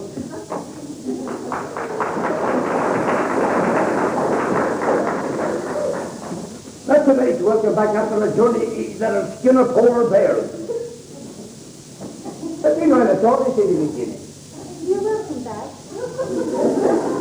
Is that all you have to say? What do you want me to say to you? Well, you could come at me and say, the devil's on, or I'll leave you back. Or you could give me a bit of a line and say, this is a nice way to keep a body in a wedding night, couldn't you now? Oh, let me alone. I've worked to do. Aye. Go on and do your work, that's the gear. Oh, God, I'm cold. Oh, somebody, for God's sake, but I've been away from that fire. Stir yourself, Ragger, and make yourself useful for once, man. I know what, though. Somebody washed the windows, and curtains on them, too. Well, and wasn't that about time too? And what you'll do this minute, Jamesy, son, is take off some of your mortal laziness and tackle the job of your papers just before Christmas. You don't go. You get the name up over the door for the wedding day, where it's down written to tickets. You hook ass forgot about that. Now, listen, son. You need to earn another and put your right first thing in the morning and give that thing to that place that we've been over there. We ain't clean, boy, without fail. Do you mind the question, I thought? Whose name I put over the door? Yours or the missus? Oh, I leave that to yourself, son. And if you make a mistake, I'll be talking to you never clear. Hey, wait a minute. Where's the postman? I need something slip me, mate. Where's the lacquer in the girl? Aye, where indeed? And man's beyond the GILDAYs and the girls and Badoos. And what they want to be kept out of here all over the parish? You're a good wife, Mr. McDaid, so you're a good wife. As soon as you cleared the door there, you give a lot of us the road making no exceptions or classification. Hey, give them the road. Yes, I did. And if you're going to be vexed, you've no cause to be. For that crowd wouldn't leave a bit about the place. None of that gang are going to darken the store again. Is that a fact? Well, now, say you the word, McDaid.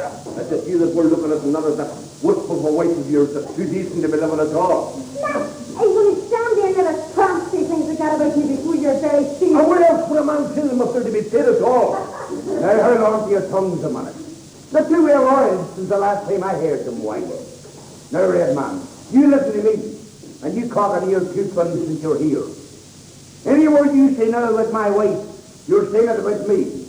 And a new man walking that door there, that's having a jeer or a sitter with the fly boys over at the cross. They never had a good word to say about the living soul, or even a harmless dead beyond them at Cavalry Yard. That's the word, then, McDaid. That's the word, Red Man. And you see it teared above in the garden and all over the cross. Whenever there's ever a bit of talk about more than McDaid. Oh, I'll see to that all right. I'm seeing the friends who are once I'll do more of. I'll spread it away up as far as the Tully and Garrison. Or I'll rather listen to a bit of a song about a fool of a man that put on a collar and tie and beat his breast and confessed his terrible sin, all in the whisk of the lily white skirt of a customsman's daughter. What I'm sick of saying, marriage is all right for the women, but a man shouldn't touch you with a 40-foot pole. I'm thinking of terrible folks that other place for a couple of days. And then the say they're a poor pondering nothing. They stomach pulling easy around that thing. All the same, I hate to see you walking across the cruel terracotta in the next to me. Tell you what, I left the ferry over in Outdoor. I'm not going to see their lecture and the girls stuck over the head of my own misfortune. And anyway, there's a wee bit of business I have to do as well. Well, me telling you, McDaid. I hear the yarn like above in Lifford that the price of cement has gone roaring sky high. You're calling that, you only... No, it's gone up 3 times as I look at the last load of No, I mean, you're not going over... Oh, you're the great one for having me on so yeah, I never know when you're joking or serious. God is telling me your senses are higher. There's miles and miles between us, and no sign of them. Me telling you, McDaid, where's the man with the word out? Where indeed? Go and throw your arms around them and give them a good shake. How did you put your cod with that crowd back and show them the road? The door opened very slowly and shyly, and a certain young miss called Millie McNiff comes very shyly into the room. She has a red berry on her long brown hair and wears a short, rather worn green coat. A pair of snow-crusted Wellingtons and a rather vague but more than friendly grin make up the rest of her, together with a pair of large, wondering eyes. She has a large brown paper parcel under her arm, with an extravagant amount of rough string and labels attached at every vantage point. Oh, Mr. McDaid, I'm a terrible one to bother me at all. But would you ever see me where to take the parcel over to tonight and maybe slip it into the post box beyond for maybe sample on to know? Oh, sure, Millie, me lassie. And would that be the Yankee soldier boy that used to be on the Cavalry Yard? Oh, Mr. McDaid, don't be killing me before the ball. All right, Millie, me lassie. It'll land safe and sound in his lap in a matter of days. And be a look of it, it will pour many more you'll be down there yourself. Mr. McDaid, you're terrible and most obliged. Oh, yes. Here's a wee parcel from the with a kilting. And she said you should be obliged to you would slip it into the post box soon. Thank you. Oh, God, I nearly forgot. A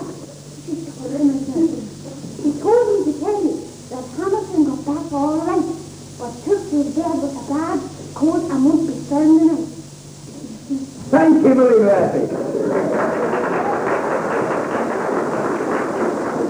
You're where's Cotton? You're going over. Colin, she said. Me? I suppose he thought I was caught in that thing you walked out that door there and threw back a gun at me and said, keep the party going. He thought I was caught in there, didn't he? And what else were you but Cotton? And what are you ever at with every old gas talk and carry on and nonsense? Aye, sure. Gas talk and every old nonsense. Look, I'm to pay the revenue commissioner $2,000 paper pounds to her. And when do you expect me to get that in a matter of weeks? Well, I tell you fair and square.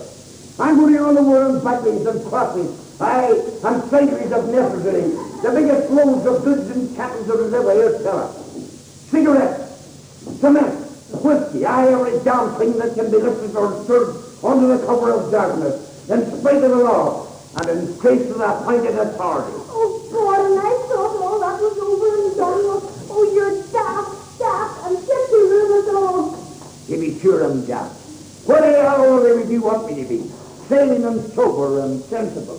Telling me happy Hamilton and passing no remarks from a living soul in any subject else than wind and weather and crops that'll last for years. Ah, God save us all from Christianity, but that's the way it's to be.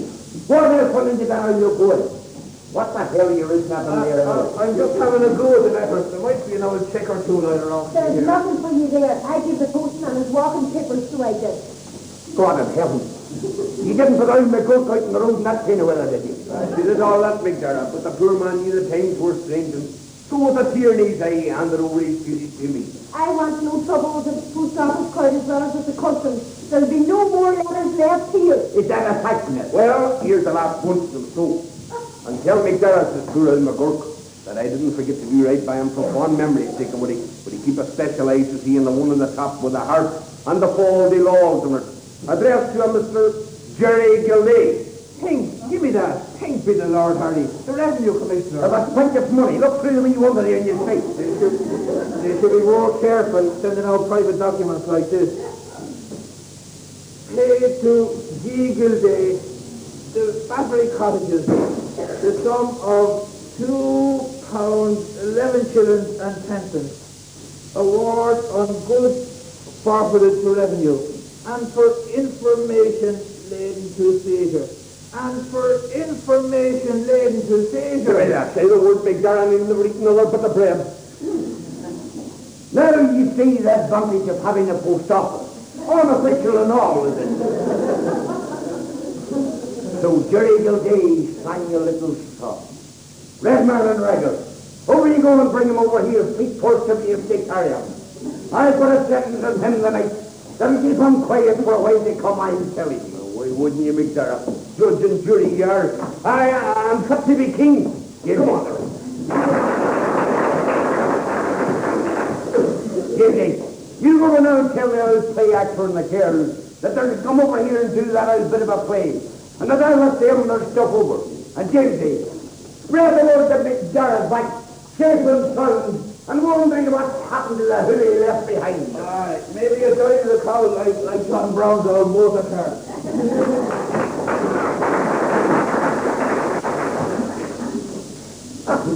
Ginny, is it 20 you are? You little I could be dirt so you said more than McDaid, you little dirt contradicting me every word, and I'm front of that crowd too. But you don't right to be sticking your nose into that conversation, no right at all. And you're away, Sam and Aye, and hurry on out for a house that'll squeeze the life out of you. Never was squaring on me the night, but only the thought of you to keep me going. Come on, I couldn't more around. No, Mac, no. Stop talking, carry on, or we're going to make it up again. Listen, I will see the Lord's level above the lipper. Damn it, I must have lost it coming down in that outdoor. But never fear, I'll write it out for you again. The last line was great. Good as seen them. Oh, well. And I will go on the rest of my days, thanking God that at last someone has come my way, fit to be crowned a queen. Queen is it? Queen of what? Queen of pandemonium. Queen of everything that's low and mean and dirty. You got me dad and sacked, so you did. Your father sacked. By God, I'll make Hamilton pay for that. By God, I'll break a heart and straight him before the year's out. I do all that. Will it do my poor father any good, or my poor mother, or the poor kids who are looking to him for a teacher or a thing to wear? Listen, you needn't impress yourself. There's a bit that wants to be done about that place, and it'll tie them over in the meantime. Is it to make a handyman out of my father, you're thinking? Ah, no, not a handyman. No, nor any other kind of man either.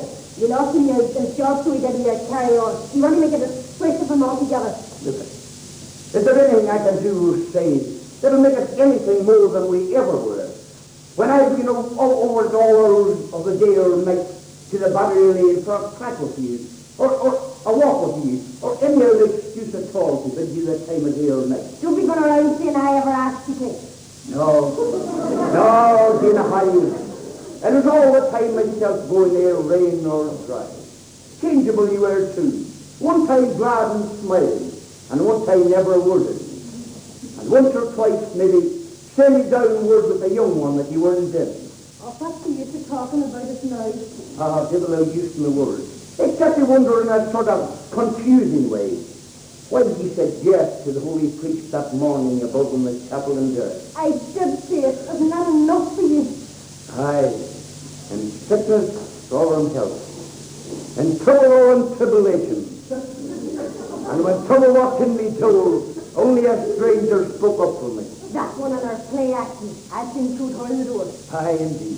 I'm only minding this now. Isn't there anyone at all to raise a voice, she said. And you stood there dumb as a doorpost. That's a queer thing. What's queer about it? She's only a tramp like the rest of your friends. Play acting she was. A damn good play acting, that's what it was. Well, maybe you should have married her instead of me then. That's a pity that we never know now anyway. Mac, there's been nothing but hard work and bitterness between us since you come in that door. That's not the way that it should be between a man and me, anyway. No, indeed, Gina, that's not the way it should be at all. And that's not the way that I want it to be either. Which of you say the word, Jen, to make it as it should be, so that we'll all live happy ever after. You stay with me tonight now. But I can't do it. But you promised me you'd give up all this carry on. And you're in trouble enough with Hamilton already. Hamilton's above in Turkey for the death of a cold one. What's the old actor and the one that's with him to you? What are any of that crowd to you met that you've got deal for life for them? James, I sure I keep forgetting that you're only a cub of a swing and hardly up to the reality of living at home. Let me live it. They're all skidding at me. McDaid dumb. That Hamilton has bested them. And that this neck of land, that no map or any school wall is in danger of redemption at last. Well, I'll give them all the light at this brain night, or I'll swing for it. And what about me? What about me? You show me how right I was for putting me name on you. I want a respectable home, so I do. All my life I wanted to get away from meanness and dirt, and now look where I landed myself. Ah, my Julie, that's no way to carry on. You've given them in just as bad as the rest of us, and maybe worse. As just as things are happening a bit too fast and all at once, and they're threatening you with that. Come on now. Give us a bit of an old grin and we'll be friends. You'd swim at anything you would. And now you used to say you sailed over the waters of Lebanon and never once tasted the salt in them. There was salt enough in me tongue now and then. But I made no song or dance before falling it down. And don't you ever be saying that you didn't know the kind of me? Well, I knew the kind of you and all the talk that you had. My doesn't made of that kind of foolishness. Aye. Foolishness indeed. Hey, Minnie, up there. Come on down here and get a man a cup of tea for God's sake. There's no need to carry on like that. If you want a cup of tea, I'll get it for you. If I want a cup of tea, God spare you for a military child. What's on you down there? It's all right, Minnie. Everything's in order now. Leave that some clothes from here, and as dirty as a RAGGER DAWE. I left them out on your bed at ball. Seeing how then the shoes weren't bothering your head too much. All right now, Minnie, all right now. No need for another round. Oh, God, I'm tired. And the next book only beginning. McDaid went to Lifford jail. Jail, rail, nail, tail, bail. Bail, that's the word. Bail, bail. Have you got some tea ready yet? The kettle's just boiling. What kind of tea do you call that? I didn't know you hadn't even a nickel to a wife in you. I can do it myself. There's no need for you to boil yourself to the ribbon. Oh, whether there's heat or not, I better see that I get the sun and leave them and I might be out of the board. I'm the one to do it and not to do. Oh, look, Nanny, I'm not the one to be trying to take your place here at all. Have you that on tea ready yet? The kettle's just boiling. What kind of tea do you call that? And I didn't know you hadn't even a making of a wife in you. I can do it for myself. There's no need for you to bother yourself to the oven. Oh, whether there's need or not, I better see that I get the sun needed the night out of the board. I'm the one to do it and not you. Oh, look, Nanny, I'm not the one to be trying to take your place here at all. It's just that I don't want McLaughlin in jail for life on the head of trying to arrest Hamilton. Stop and go over the night, Nanny, and I'll never be any boss if you ever ask her. Donard McGee has his own way, and if it's the road to Lifford jail, straight or crooked, you and me can do little about it but pray to God and hope for luck for a contrary man. He's got me dad as thanks to he has. Well, I'm not going to sit around here when I my name while he goes rampaging the country in the face of the law. Then go back to the Battery Lane where you belong. Your type was never meant to make McDaid.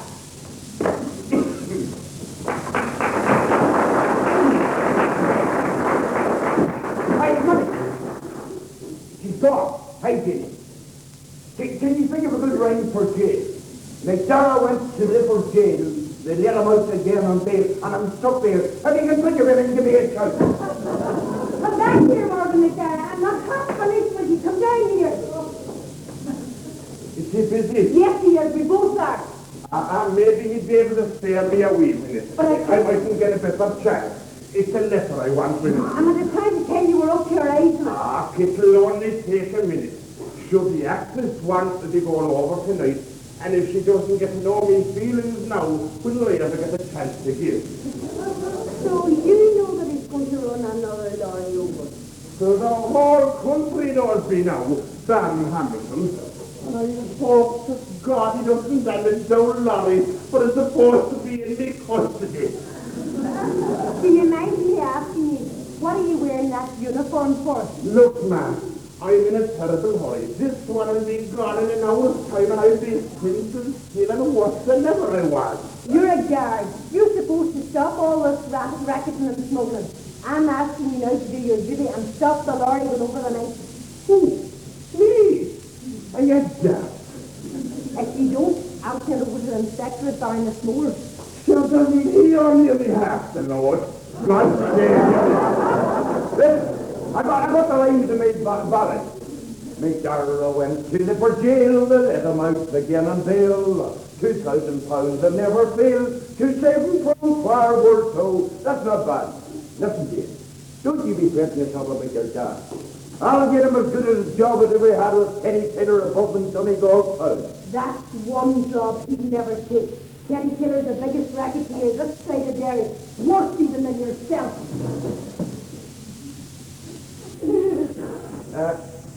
I'm sorry, Mr. Mac. I should have gone out. Oh, don't be worrying yourself. She's a wee bit nervous about things to get. Only a bit of a cob of a thing in it. Now, if you wanted to see me about something, about that old lorry, I leave it back safe and sound at the bar. No. It's just, well, the actress one will be for over tonight.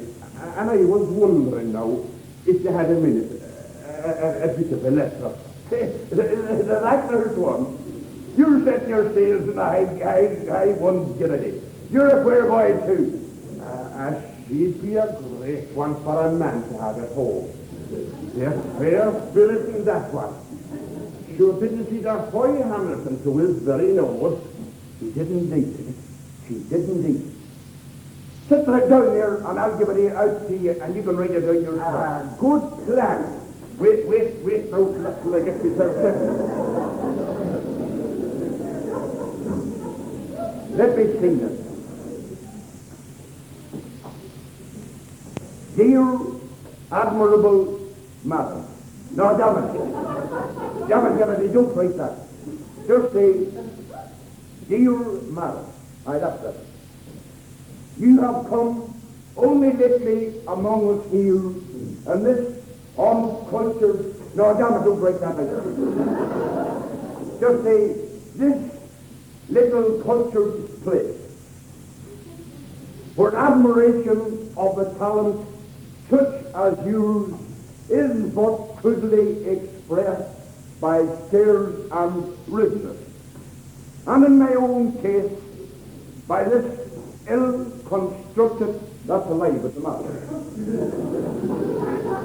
This ill-constructed letter, which I beg you to favour by reading to the air. Don, now hold on. Reading to the end. You paragraph. Romance seldom comes our way out here in the moorland and the bog, but it has come with your coming, and I find myself exploring once more the dreams I had put from me years ago, and part foolish and part heartbreaking.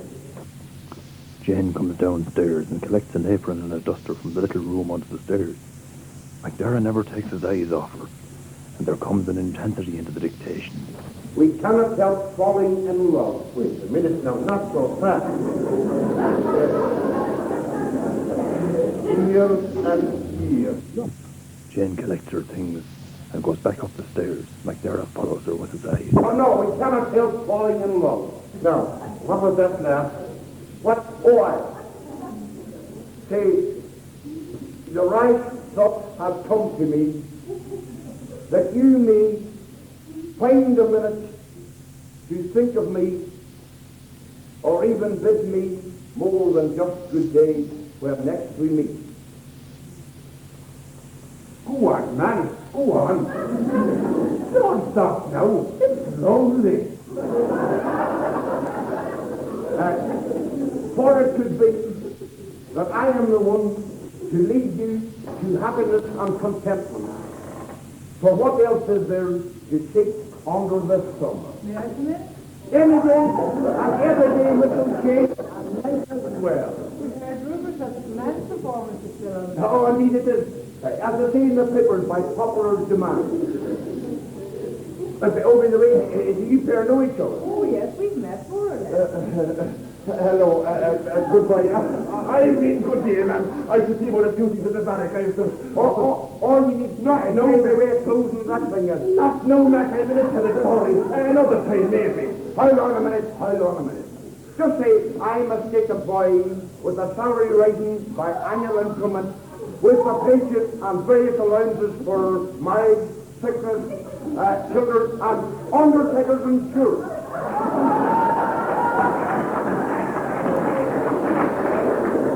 Undertakers' insurance! Oh, well, maybe. Look, I have to... goodbye, miss. Goodbye!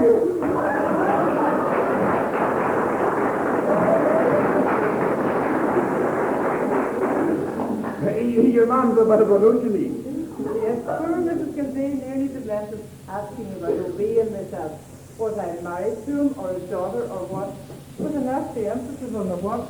I'm after taking a love letter to him, from him to you, but you never know that you know anything about it. Do you have to do their love making for them as well? Oh, sure, God help the man, even they bury them in the day. But you pass no remarks on that half-chawed John too. Sure, that man's not normal. Sure, he was the half of this parish, he would be in jail long since. No, you hold on to yourself till a fine-looking big fellow like McHugh comes along, tipping his happy and giving me crack for Christ. Ah, there'll be no one like that putting his hat to me now, Mr. Sarah. Maybe that could have been even a few years ago, but not now anyway. I think that there's a bit of heartbreak somewhere in those few words, miss. Ah, so there's a bit of a heartbreak in everything, Mr. McDaid. If you just look long enough and deep enough. Tell me this now, miss, and no offence. Are you married to the old actor? Now, no offence, miss, it's just that I'm a terrible man to address. No, me and I am not married. Mind you, I have no right asking you that. Except to stop me wondering what makes you hold on to an old fogey like that. Mr. McDaid, I first saw Barney Doherty 20 years ago, when I was no more than a kid in my own hometown. Night after night, I used to sit in the back seat of the parish hall, and he played every part you ever heard of. Hamlet, Mr. Willie, even King Lear. He had a company of 12 and the manager there. Imagine that. He was a great actor, Mr. McDaid, really great. I sure didn't see myself many the time above him Johnny Ball town. Sure, there was no one could hold a candle to him. Me father go miles to see him nowadays. He gave me a job. I was 17 years of age. And I thought I had the moon and stars in my pocket. Maybe I had two, but they fell out somewhere along the way. And you've been with him a while? 20 years. Up one day, down the next. Tantrums, bills, bad times. Oh, we've had them all. Well, there's only the two of us left now. A few tatty costumes and a poster or two. O.B. and his Colleen O'Rourke. Last seen in person. And you've stuck by him since. That's a great thing, miss. And I hope it will be remembered for you. I do indeed. Oh, somebody had to look after him. You know, he's given poor Mrs. Gilday a terrible time. See, he still thinks he's back in his really big days. Oh, maybe you'll see his big again, miss. And maybe it's bigger with God, so. Ah, no. The big days are finished. We'll go round a few schools maybe on the far side. And then when I think things are getting too much for him, I'll get a job that'll keep the two of us until, well, until the curtain falls, I suppose. Exit O'Brien. No what's all. Well, let me give you a drink anyway, miss. For I'm proud to know you. And I'm not forgetting either that you were the only one who spoke up for me when my own hadn't a blessed word. You deserve well of the McDara's little shame, and don't forget it. Here you are. Thank you. Well, here's to you. And the new wife. I came to tell you not to worry about O.B. and myself. You know, we'll get over in a couple of days, even if we have to leave some of our stuff here. I'd hate you to get us any more trouble with Hamilton over us. Oh, trouble in the McDara's are the best of them, friends of it. Sure, I'll call you what O.B. calls you. What's it that is now? Miranda, isn't that right? I called myself Miranda, my own name was Lily. Oh, you were right. Horses are brandy. Be damn me no mistake about calling me. There, of course, we were all called Morrigan. Aye, the way back to the old Robert McDara, 200 years ago. Robert McDara, I think I heard about it with him once. Oh, indeed, there's many a one. And indeed, there's a touch of the Robert in myself, too. Listen to this.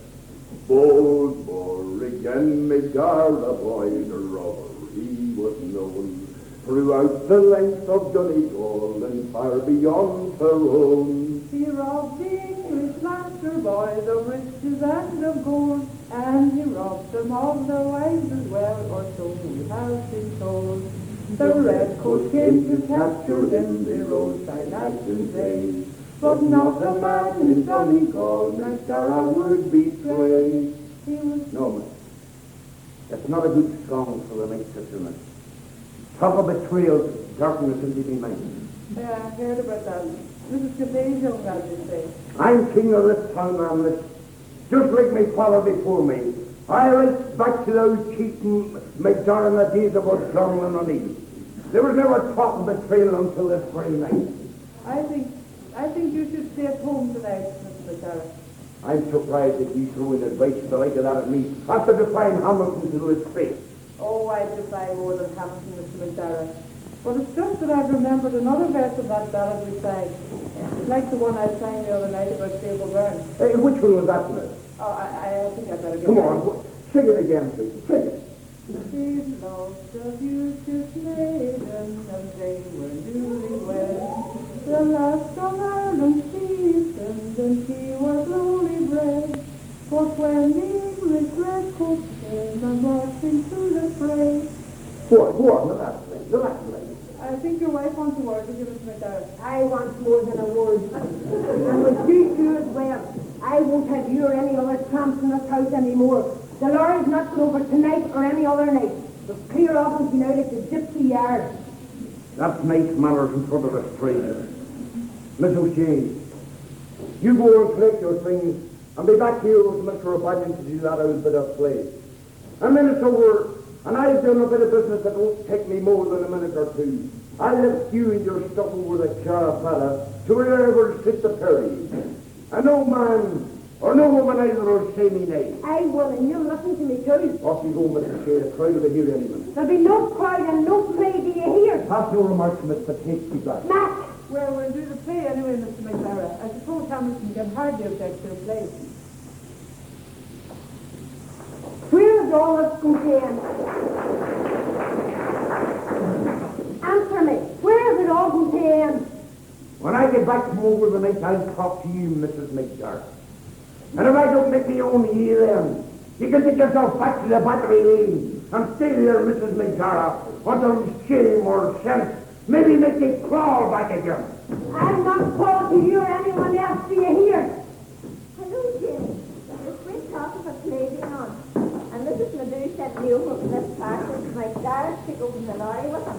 He'll take no parcels over. Give me that. The lorry's not going over tonight or any other night. But, Jimmy, they're all saying... Just like hear what they're saying. The lorry's not going over. And how do you stop it, Jimmy? He's got me dad a sack, so he has. And he's made sure to me in front of tramps and gypsies.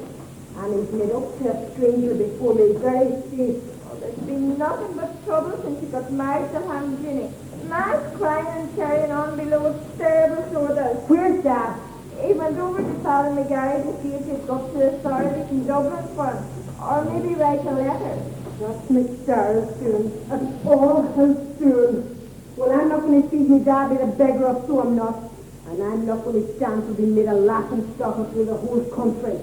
Somebody's got to put a stop to this carry on sooner or later. Betty, go on over and get me dad. Tell him I want to see him. Hurry up now. Jimmy, what are you going to do? I'm going to get me dad's job back again for him. I'm sending him over to John Hamilton. Oh, Jimmy, you... Go on now, Betty. Hurry up. And don't breathe a word to a living soul. Not even to Matt. You understand? I do. Go on now. Hurry up. I put an end to the pandemonium once and for all.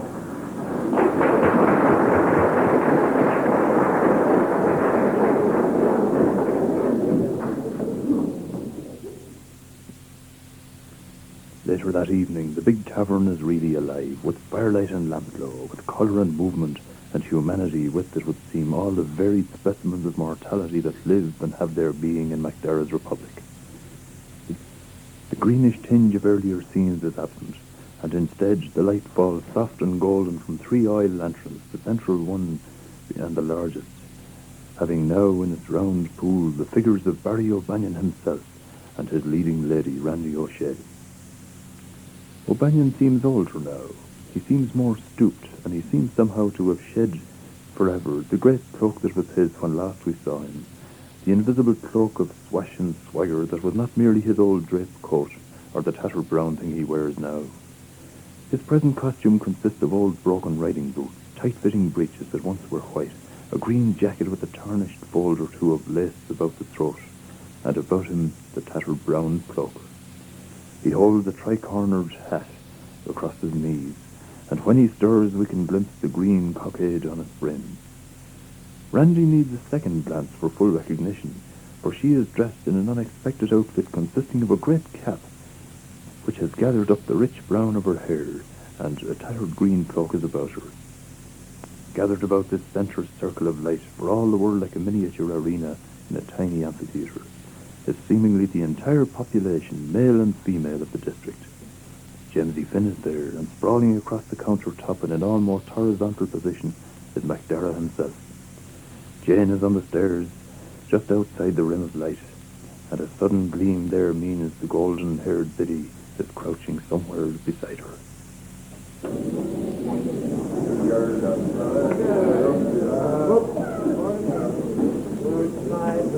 Love follows a breeze like high, for Ireland's freedom to conquer or die, and by his side is a shining white blade. But by a false maiden my love was betrayed. I met my true love but yesterday. He passed me by on the lonely highway. He passed me by there as if he were blind. A red-coat soldier before and behind. Very good. I'll take my cloak and my cap of green. I'll leave this country where I reigned a queen. I'll climb every mountain and walk each glen until I come to my Good Gertrude.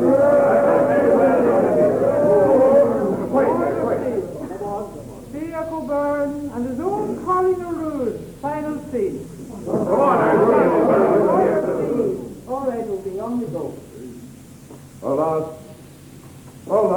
the mind grows cold, the days grow dark. Dear Emerald Isle, land of saints and scholars, who now is left to succor thee? And,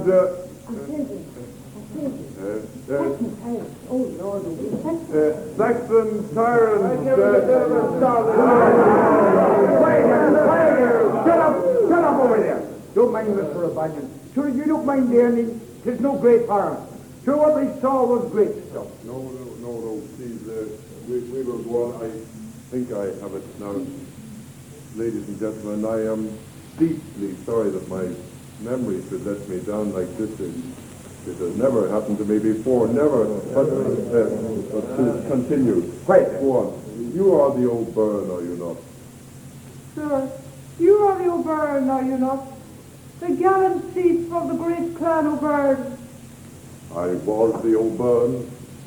What am I now but a blind beggar, going the road, knocking on doors for the pauper's crust?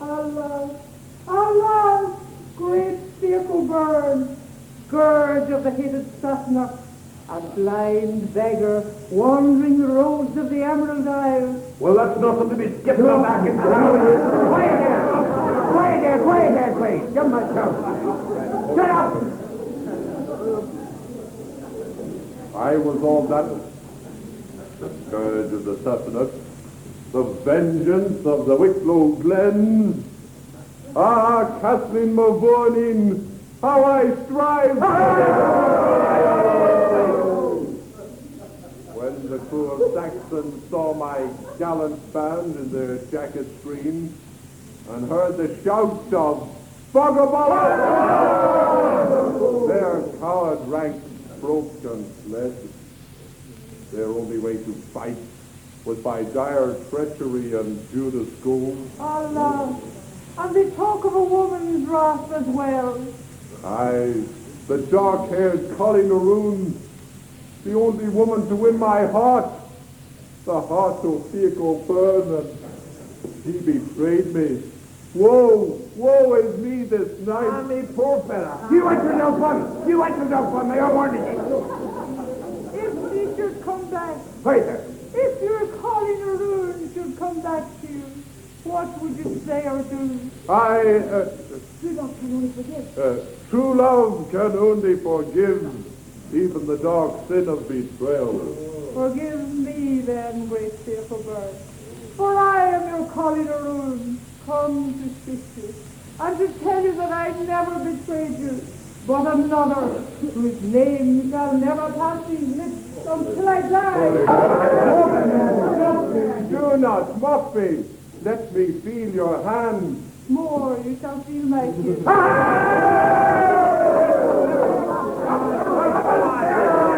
Hey, who's that? What was all his mouth? But you got in your neck and trembling if you don't stop still. Rise up then, great Sir O'Byrne, and once again our gallant band shall ride by moonlight. And the green cockneys strike terror into the tyrant's heart. Rise, Sir O'Byrne. Hark! The Shan Van Voss called you once more to arms. To arms! And you shall be my strength forevermore. And true love shall be my guide. And Saxon foe will learn once more to fear Fiaco Byrne or the Wicklow Glen, and his own Colleen Maroon.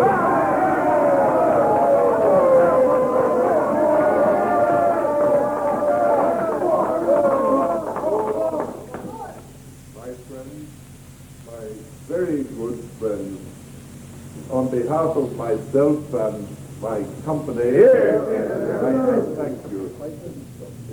In all my long and varied career, I have never stayed to as good, to as appreciative an audience. Good night, and God bless you all.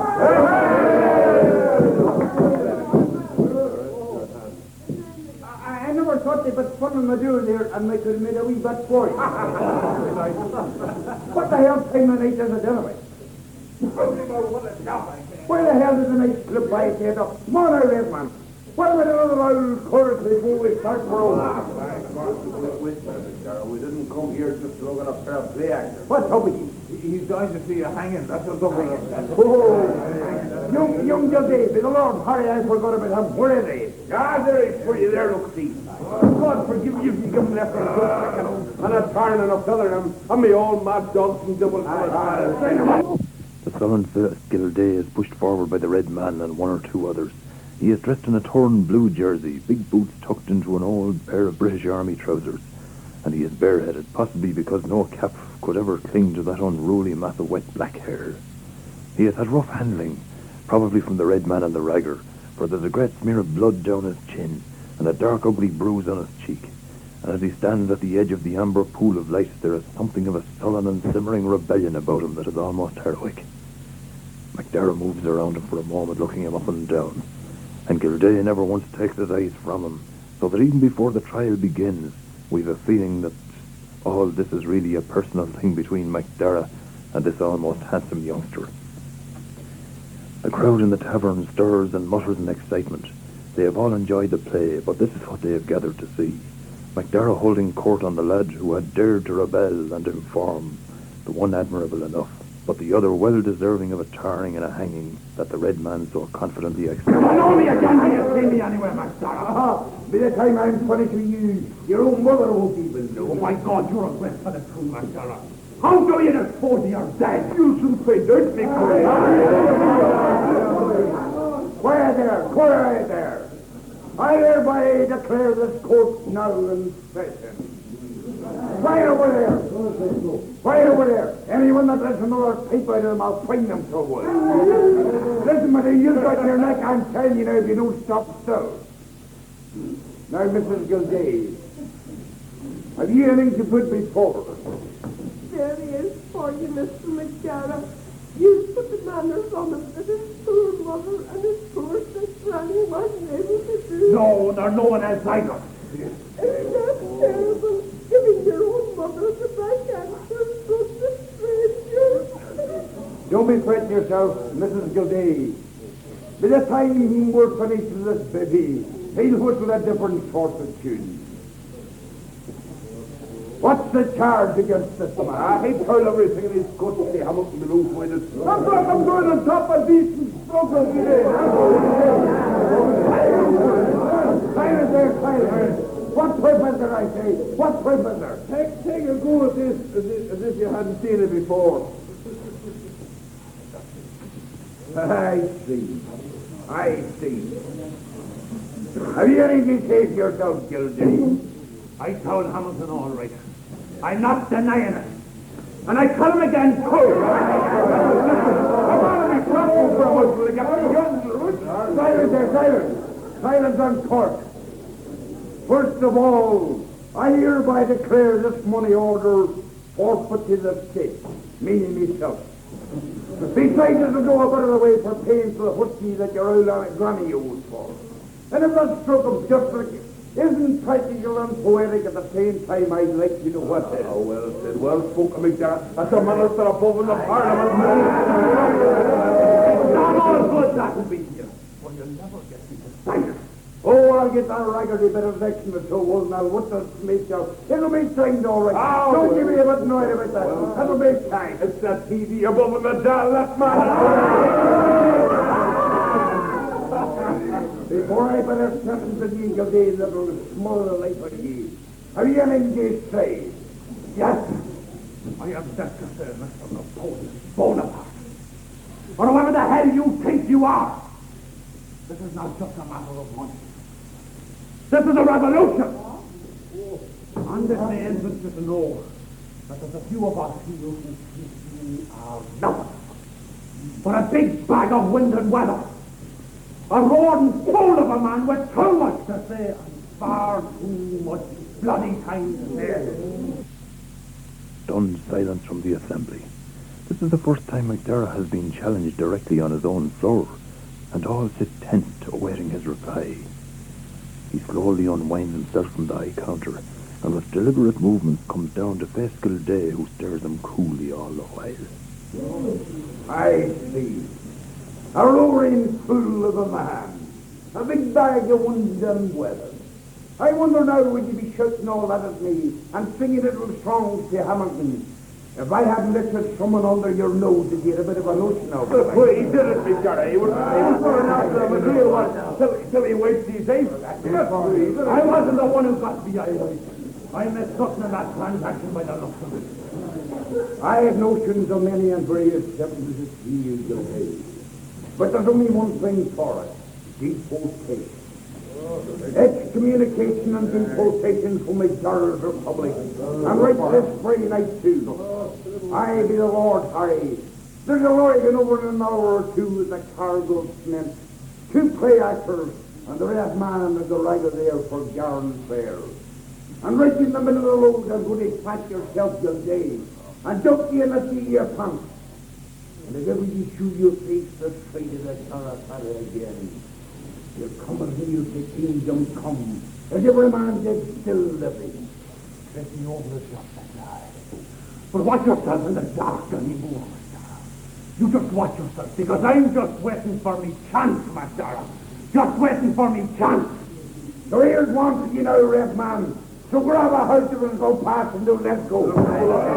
Hear me, there's a ticket in the call. Oh, there'll be a ticket, all right. Directed as a customs yap pants. Listen. McGarra got himself for wife and said goodbye to single life, but not to trouble nor to strife, no, not for many a day. Go on, dance a jig for it, McDara. One envied him as fame for jealousy, he told a tale to Hamilton, and here is his name, the custom yap GILDAY. Come say the devil's dead, come say the cousin there, come say the rolling in the GILDAY. Climb up and jump from that glory, and we're just now adjourned. Please, Mr. McDaid, don't send him away from us. He's a really bad man and in a hot God, but please, Mr. McDaid. Too late, Mrs. GILDAY, the sentence has been read out. My God, I get you for this, McDara. I get you, so I will, Mac. Suddenly, in this riot of talk and struggle, there comes a silence. The door opens and DOMINIC MCGREAL comes in. He is in uniform, the same shabby, dirty uniform as before, with a blue raincoat, very much the worse for wear over it. He wears a pair of Wellingtons, and he is dead sober. McDara gives him a look in which there is neither apprehension nor suspicion. Yet if one did pause to look again, there is a steel glint in McGreal's weak eyes that hasn't ever been there before, and there is a furtive, fretful air about him that is not merely his usual cloak of unease and misery. But not a one gives him more than a glance, for they have long since come to regard him as a joke, and a well-worn one at that. How be the hope you were all caught? I just want a word back. A word with my daughter. If she's not busy, Mac, if she's not busy. Oh, you're going to have 2 words with you when you're at Dominic. I'm up here, Dad. I just want a word with you about a private matter, like, between the two of us. Come on, up here, Dad. Oh, great, you catch any smokers tonight?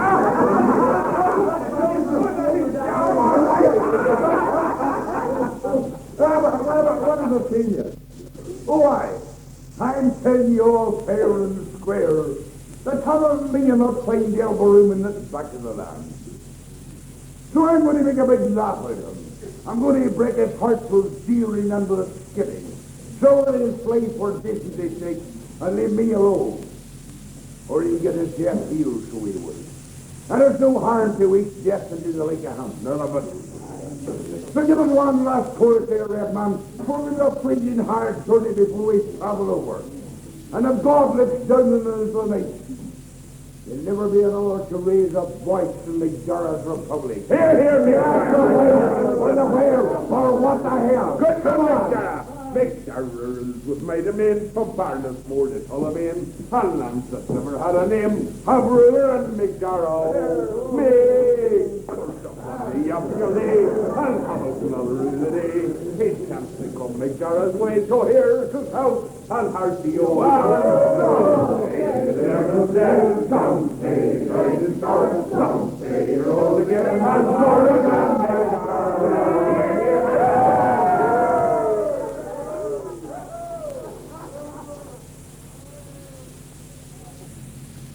Shortly afterwards, the rowdy court has adjourned, leaving a debris of broken glasses and empty bottles all over the very topsy-turvy tavern. Now there is only the huddled figure of the silver-haired O'Banion by the fire big and roaring once more. The night outside seems even blacker now, the overcast sky spreading its dark shroud over the white land, and the wind coming fitful and sharp as ice. The big room with its lamplit pools of gold and the fire glow dancing seems for the moment very bare and strangely forlorn. But in the dark corner below the stairs, well away from the spilling lamplight, there is much ado. It seems indeed that we have raised the curtain barely in time to catch the last few hurried words of what has been a long and whispered consultation between Jane Ann McDara and her misery man of a father. But, near 70 pounds, Jen. He never came after me for it.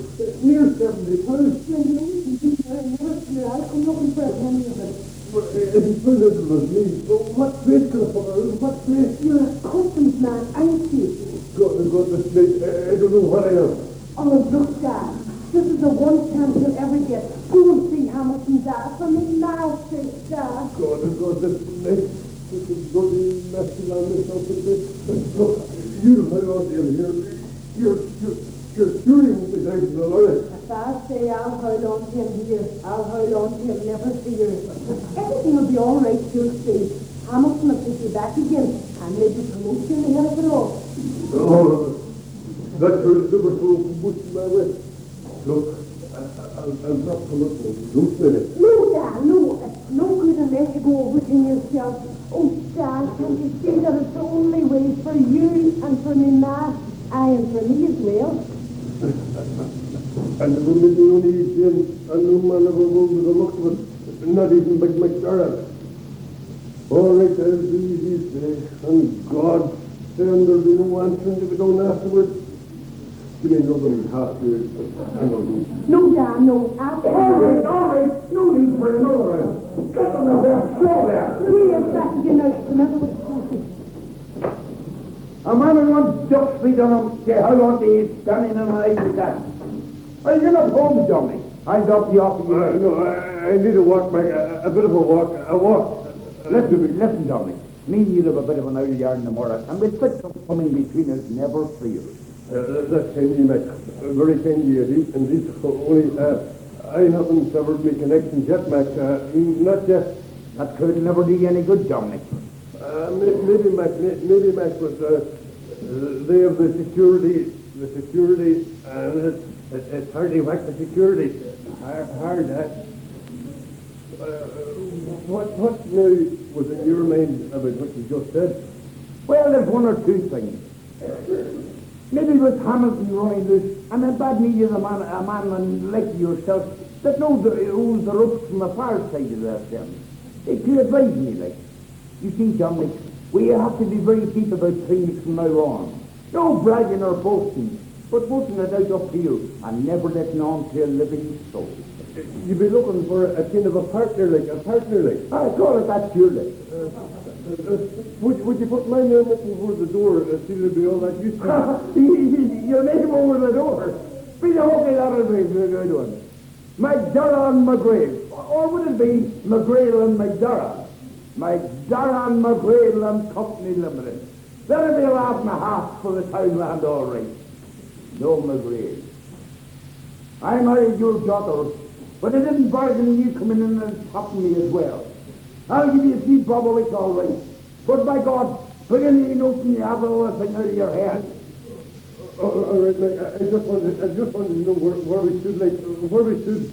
Anyway, as I said, I haven't severed the connections yet, and I'd rather my own side maybe than the other thing. Good night, mate. Good night, Mac. Good night. Good night, Mac.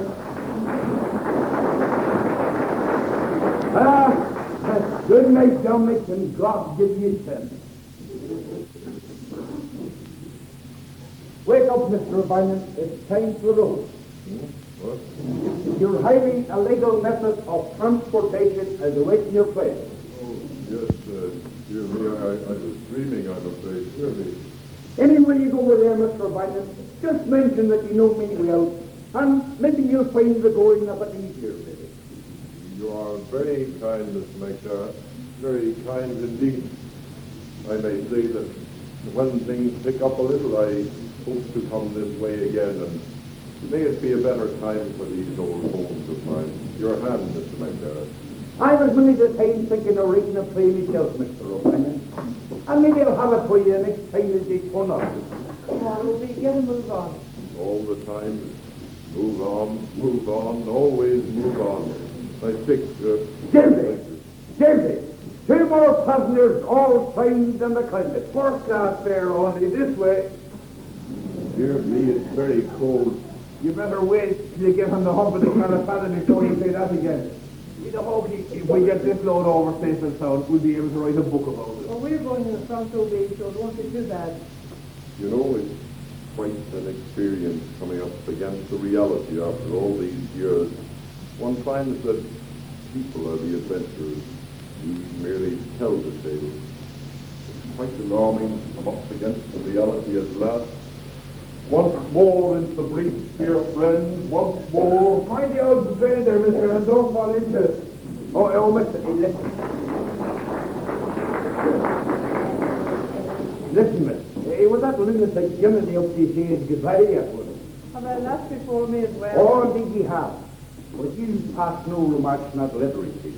Just you take that as a token of esteem and regard for myself. And, here's a wee bit coming out for you. Mr. Come on, give me that bag and I'll not until you get caught. Here, now. I wouldn't have offered obey that. I'd say he'd be inclined to look at it the wrong way. But you were way of looking at things, miss. Let it take the bad out of any sudden thought the man had about you. In the way of admiration, of course. Thank you, Mr. McDaid. Thank you for this and, well, for everything. And you don't forget what I was telling you about that fine-looking fellow like myself coming tipping his hat to you and giving you crack for crack. And swear with a broken down actress like me to find the like of him there, Carol. Oh, wait, okay. I don't believe there's no one like me in Ireland. You know, if you'd come play acting this way a couple of months ago, holy Christ, where did that queer truck spring from? You should have been born twins, Mr. McDaid. Ah, now do you think that like me you'd only enjoy half of himself, miss?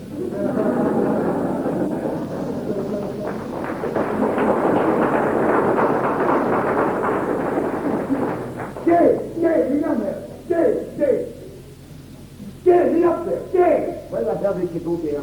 Jay. But there she is, coming slowly down the stairs towards them. In the short time since last we saw her, she has changed her dress, and now she wears a very dark affair which leaves her arms bare and clasps her about the waist firmly, and bellows out below into a full skirt, rustling as she slowly comes down. She has put a bow of red in her hair too, and has touched her eyebrows with shadow and her lips with carmine, so that McDaid stands right in the middle of a shout and remains open-mouthed, gazing at her. There is something about her that causes a man to look again, and keep looking.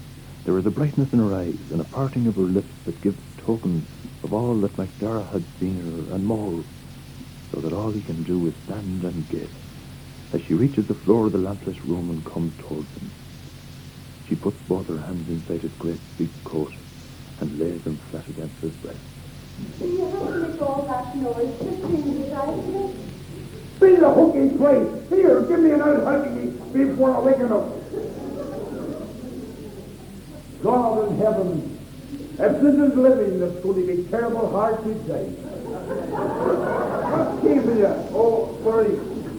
Max, why did you have to notion you going over the night, Max? The holy flies. If you'd have put that on outfit on you an hour ago, they could have thrown their hats at it. That crowd are always picking up your time, so they are, Max. It'll be a poor look out for me if that's the way it'll be always.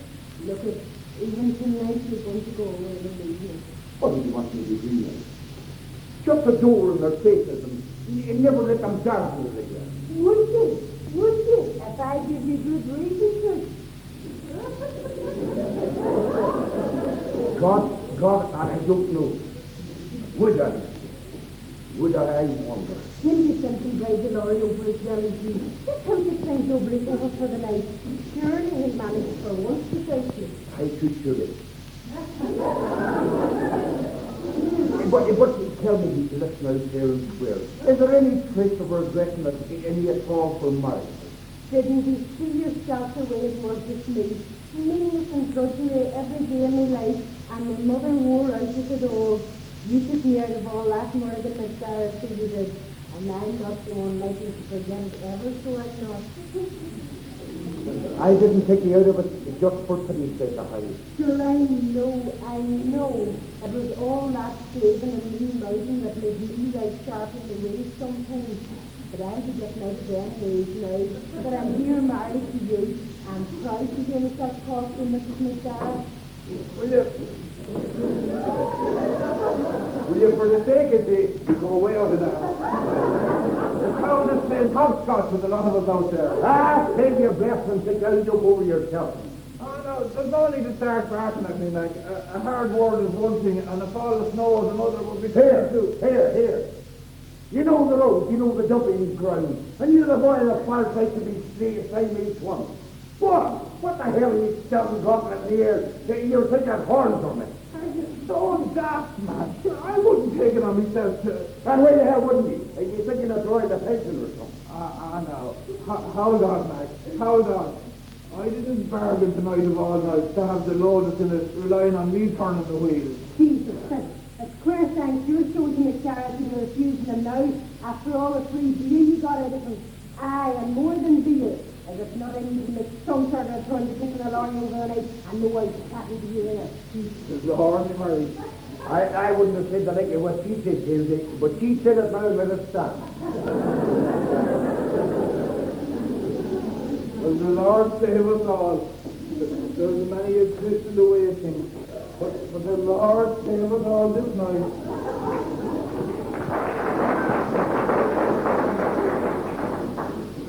Them were hard things to throw to the like of that. So was it truth, Princess? Aye, but the truth of I cannot for the thing he threw at us. That quite had you learned in no time at all, Max. And then your glasses afterwards. I live. Oh, there you are, Max. I'm entitled. Is she out in the yoke? Yes, indeed, but don't let you much your chance. We're in the corner there, it's next to your elbow. I wish the letter out in me best of vision. I thought I had been so out together.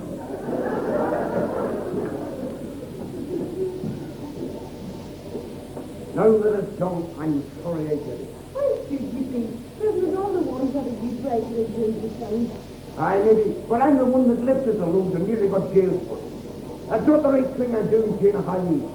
Sending Jimmy Quincy straight to Tarapata and naked trap. So what changes in it? The road. You've got to take about inches of a road that's all right. And when you start flaming the Tarapata, it's not the right thing I'm doing, Jane. What terrible? Well, did you sign manager for once, don't you? Aye, maybe it could. But that was the devil raging up at me when the storm was standing there gawking at me. And then there's always Hamilton. Sir, Hamilton didn't say it was a crowd. He's throwing that out for his thing. Aye, but that Hamilton has a nose in him like the devil himself for trouble. And it's not like before. You'll see with the first. God knows where the second is. He opened his mouth as big as a gap and he top his gut. Sit down now and I'll make you a good supper. I was too mixed up to do you well. It's the tea I give you. Aye.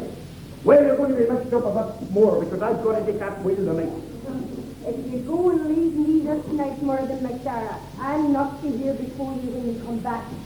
What do you mean you'll not be here? Who do you want to stay with? Me or them? It's too late now anyway. No, we are okay. She took it. And promised for a place from Roma. God put Jesus one. But listen, why aren't you outside of New York? And Matt told me to take it over. We deserve a few hours to ourselves after all the hurrying, don't we? Oh, of course. Marriage is a big thing.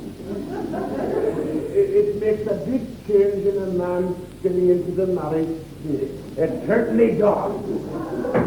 We'll be able to manage dearly. With a hockey, it's no night for the Carapad. No, it's not. And it's a very impossible road, too. Oh, God forgive me. I'm not supposed to know what you're about. Aye, indeed. The hard life for a kindly man. Or to be grand now to get a transfer into the Midlands. Whether it never be a robin or a sauce and back with a strain a man's nervous. Nothing but a not dog places to make out. A small farm to fill up. That'd be that thing. A man could make a move to get married then almost.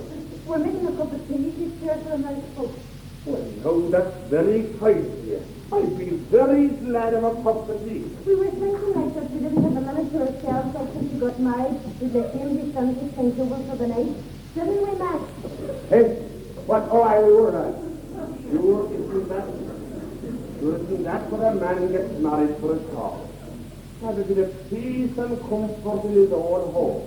A man would never look better than ours. Better than the any Johnny cooked for a long. This is where the danger is. This is a good looking possible. It's a double TV of the way. It must be glad to be married too. Look at you now.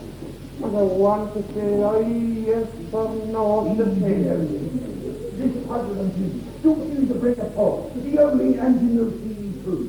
Don't use the break at all. Okay. You're away in the world of your own, man. And there I live. Do you know, man, that's what has a look in her eyes of a wonder as the answer to the joke in a fella. Maybe she'd laugh at the letter and not answer him at all. Well, she's a daughter, Jan, so not to try anything at all. I suppose it is. Mind, I say it's not every day a girl gets a letter like that, but I don't think it will be self-love. Morgan, Hamilton, now what when? How do you forget that when you done your got me? Be cool and calm now. I was coming down to the cross and the light came down at me from the hut. Hamilton and McGreal in the car and the pair of them went away out to the ball. He don't. He'll go right to Tony Mean and cut across JAMESY and that's what the car. Holy Saint Christopher, we're on in this fight. You maybe started something else here talking together. What the hell are you shooting me after? Only something to do with me. If I had him even on those bicycles, he'd walk for me. Oh, me nerves will never get over it. This sight will finish me for good. It'll finish us all, Mac. Get moving, Chief. God, if I could only tell you. She loves me the roses, she knows what's going on. That's a great partner, I tell you. And she's working for the ice for snow. Give her a good Jesus. Lay out to the car fire. And then God keep the wings and fly. Here, you keep ready now if you want to cook food. He only keeps me awake, but then maybe I'll need to keep awake for the rest of the Oh, you did a second, dear. That quick second is all you need. Wait upon it with no front. Twice the bumper of the car. Think you talk to you. And when I get the life of the first Hamilton in the world, I'll hang him for you, Jesus. Heaven high, I'll hang him for you from the top of the car paddock for all the world to see. Aye, and how will you go about finding him? I find out Johnny Dundee, and I find out that's full of truth, even if I die for it. How do you know anyone called Hamilton? There's a whole world knew you for over the night. Hamilton up and took me through the jacks of the cold on him. They would have told you to tell me soon enough who slipped the word to the deal. Aye, do you know? As it comes before me, Jesus. Push on. Out your lamps and push on. They came over him, and down to hell for kingdom come. Quick now, Jesus, you get me going to the cross house. Quick and sharp, for he's almost there. What was that? He wasn't a cock crowing anyway. He hasn't. Hamilton hasn't. You're big. You're big. Tell me, my daughter. Tell me. Honey, tell me, my daughter. The damnation. Come on now and fix your tea. Tea, by God. Minnie, go on over and get me that what it took you. And tell her that I want her here, right here and now. Take your time, McDaid, take your time. What's dirty work to do is long done. And Minnie Cliffy will be the first one in that door to tell what man or woman should count as the word. Aye, Minnie. But the idea to stand here and not raising a voice. But there's some noise out there. out there as should have been. And I would have been too, but what was in your mind when you heard me back from drinking the night? What was in your mind, guys? What are you doing? What are you doing with supper? What kind of a double dive dragon did I bring in me at all? Let me alone. How did you know hammering me out? How did you know? How do you think? Oh, don't mind her, Mac. Don't mind her. She's been knifing me ever since I came here. She's had her knife on me. Did you send the word to Hamilton? Tell me fair and square. For if you like to me now, it'll not save ye, but double drag ye when the telling comes. Let me alone, McDaid. Take your hands from Did you send the word to Hamilton? Yes, I did. Did you think I was going to stand here like a dummy and see you making your own ruin, and my ruin as well? Did you think I was going to let you laugh at my poor dad, and mock at him, and lord it over him and me like God Almighty? They own spoke are more to me than you, and even God wouldn't deny that what I did was the right thing, in spite of you and all belonging to you. Oh, you stupid. God damn stupid. Oh, God in heaven, that's me. Oh, but sure, I held on to you, Mac. I wouldn't let you go out and face that. Honest, Mac, I wouldn't. Sure, I was only thinking of your poor dad. Aye. Cry your guts. Cry to your tongue, every one. But don't forget a whinge or two for me as well. For I was a mug, and an innocent one. I was a fool with a bit of a drink. I won't cry, so I won't. Tonight you'll see me dad working again, and double the hand you'll come to on the head of it all. Aye. I'll sit here all my days holding your hand, and let them out there rotten jail. I'll stand behind the bar counter and hand out the drink and make a joke of the whole thing. Aye, sure. I'll write the letters for them and settle the difference for them. And never a reference of Paul to the night that I stayed at home and little worried out in my own time, drive into your Hamilton's arms without as much as good luck and God speak to you. Couldn't Hamilton have been on patrol? Couldn't the whole thing have happened without anybody having a hand on it at all? Oh, couldn't it indeed? Oh, I'll ask the questions all right. I'll hold the court maybe and talk bigger than I ever talked before. I'll do all that, because I'm not one to rush into bitterness or make head be my guide from this minute on. Whatever's to come after between you and me, know that everything and nothing is between us. Tonight we put a face in it, a bad and a dirty face, but some face that will shame the McGarras forever. If they come in that door this night, Mulligan McDaid, I let them have the truth of it right in their very faces, so I will. We're all of us here, McGarras, and we Still you do McDaid, that one. I stand over everything I do, and when I make a mistake, I stand over that, and you stand by me. Not tonight, Mulligan McDaid. Yes, this night, and any night to come, which there's some noise now. It's the rider. Easy, man, don't drag it for God's sake. Easy, man. Easy, man. Easy, man, don't talk. Surely you're not off for a minute. Don't get it. Oh, the big boat, the kid. Don't choke yourself, man. For God's sake, don't choke yourself. The big boat, the kid, and the wooden woman, and the big lamp, and the wooden woman, and she was drunk, she was sleeping, and I was walking on the window, the whole world. Hey, what gave you an act from the gift? I did my best, Mike. All I could think of was, what would McDaid do? What would McDaid do? But there was no McDaid. Hey, just myself in the wheel. I did my best. What was that from the gift? An e-paper slide.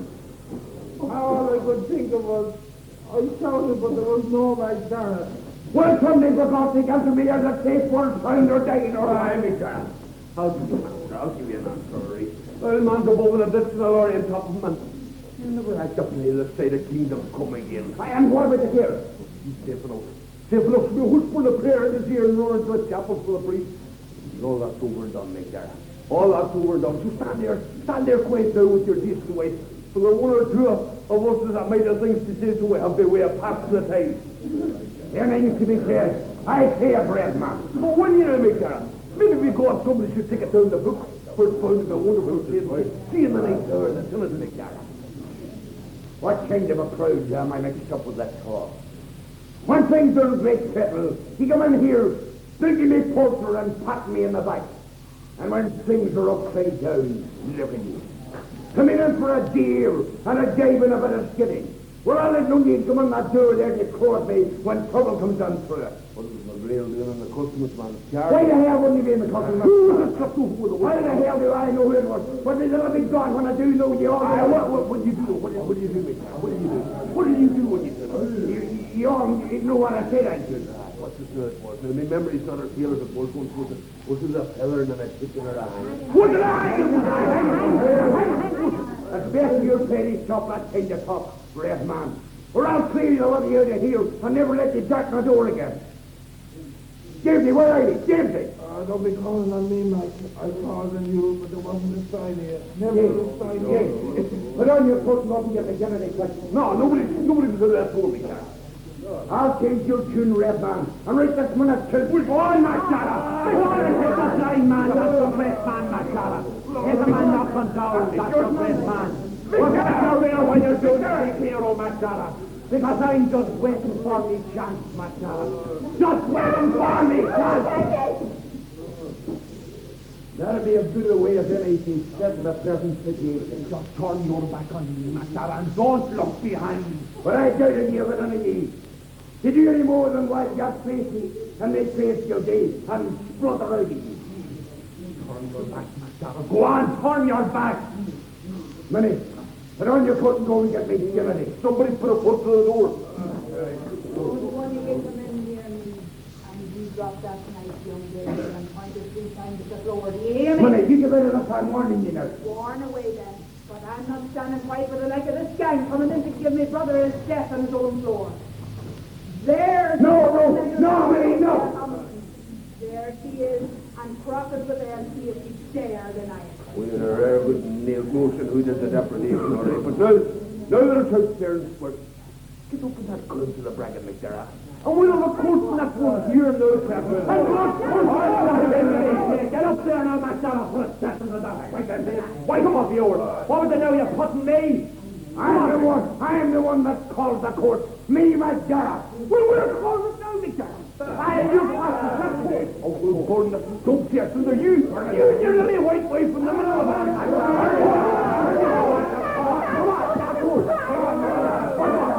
What? Have you forgotten the words, McDaid? Have you forgotten the words? You haven't got the words, McDaid.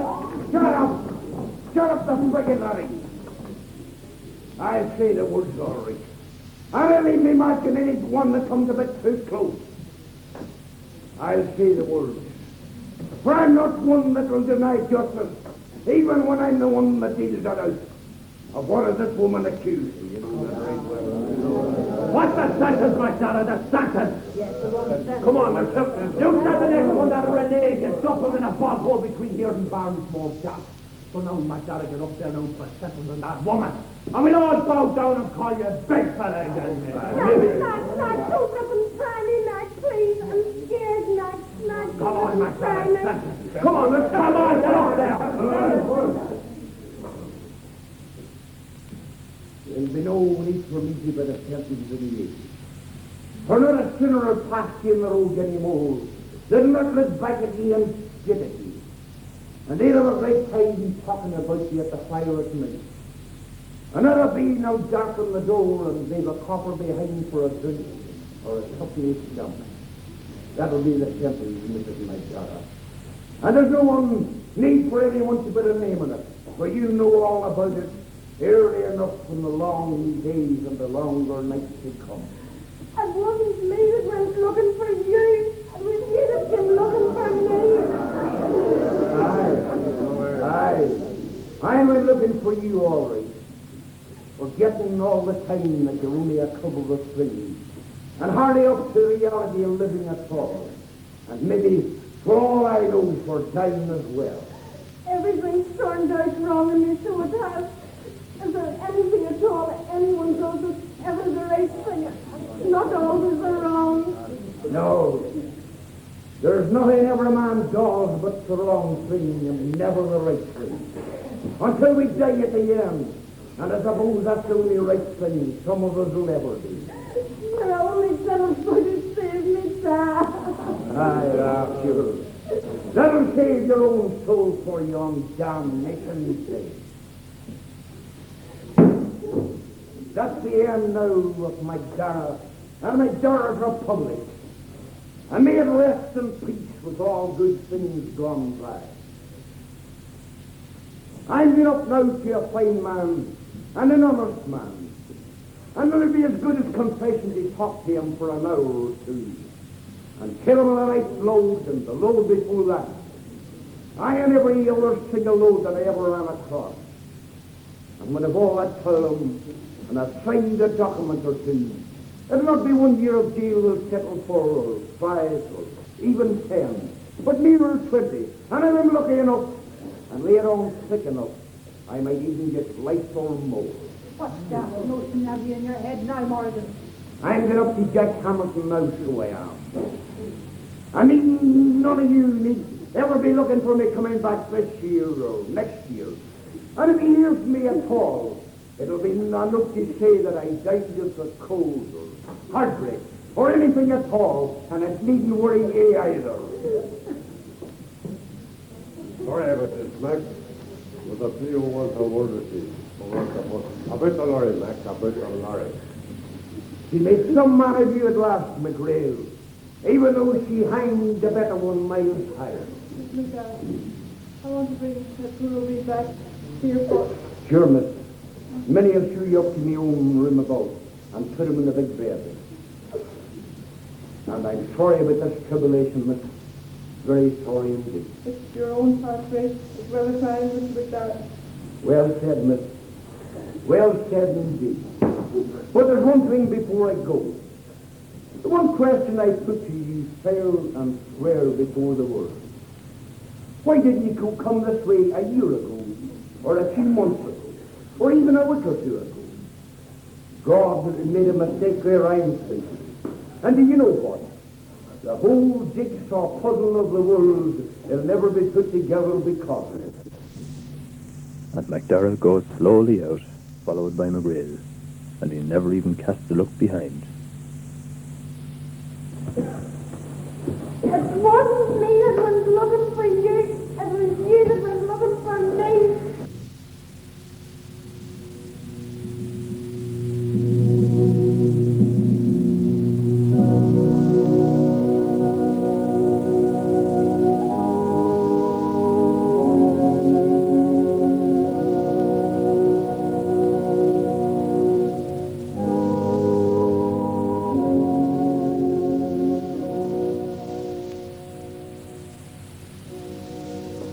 Winter Wedding was written by Tomás McCanna. The cast in order of speaking were as follows. JAMESY Finn was played by Liam Murphy, BIDDY MCGREAL by Nuala McFeely, Randy O'Shea by Rita Boyle, Barry O'Banion by Arthur Murphy, Mrs. GILDAY by Maire MacManus, GARDA GINNITY by Willie Wiseman, Father McGarry by Donard McGee, MINNIE MCDARA by Edith Boyle, DOMINIC MCGREAL by John Hutton. The part of MUIREAGAWN MACDARA himself was played by Dan McLaughlin, and Jane Ann McDara, his new wife, by Breach McDaid. The Red Man was played by Barney Doherty, the RAGGER DAWE by Seamus McHugh, John Hamilton by Eamon Grennan, Jerry Gilday by Paul Flynn, and Millie McNiff by Marie Doherty. The crowd of neighbours, all of them vagabonds and smugglers, were as follows. Brendan Carrigy, Jerry Degnan, John Donnelly, Nancy Duffin, Margaret Gillen, Bride Macaulay, M.J. O'Connor, and Dorothy Patterson. The play was produced and directed by Mrs. Etna O'Callaghan.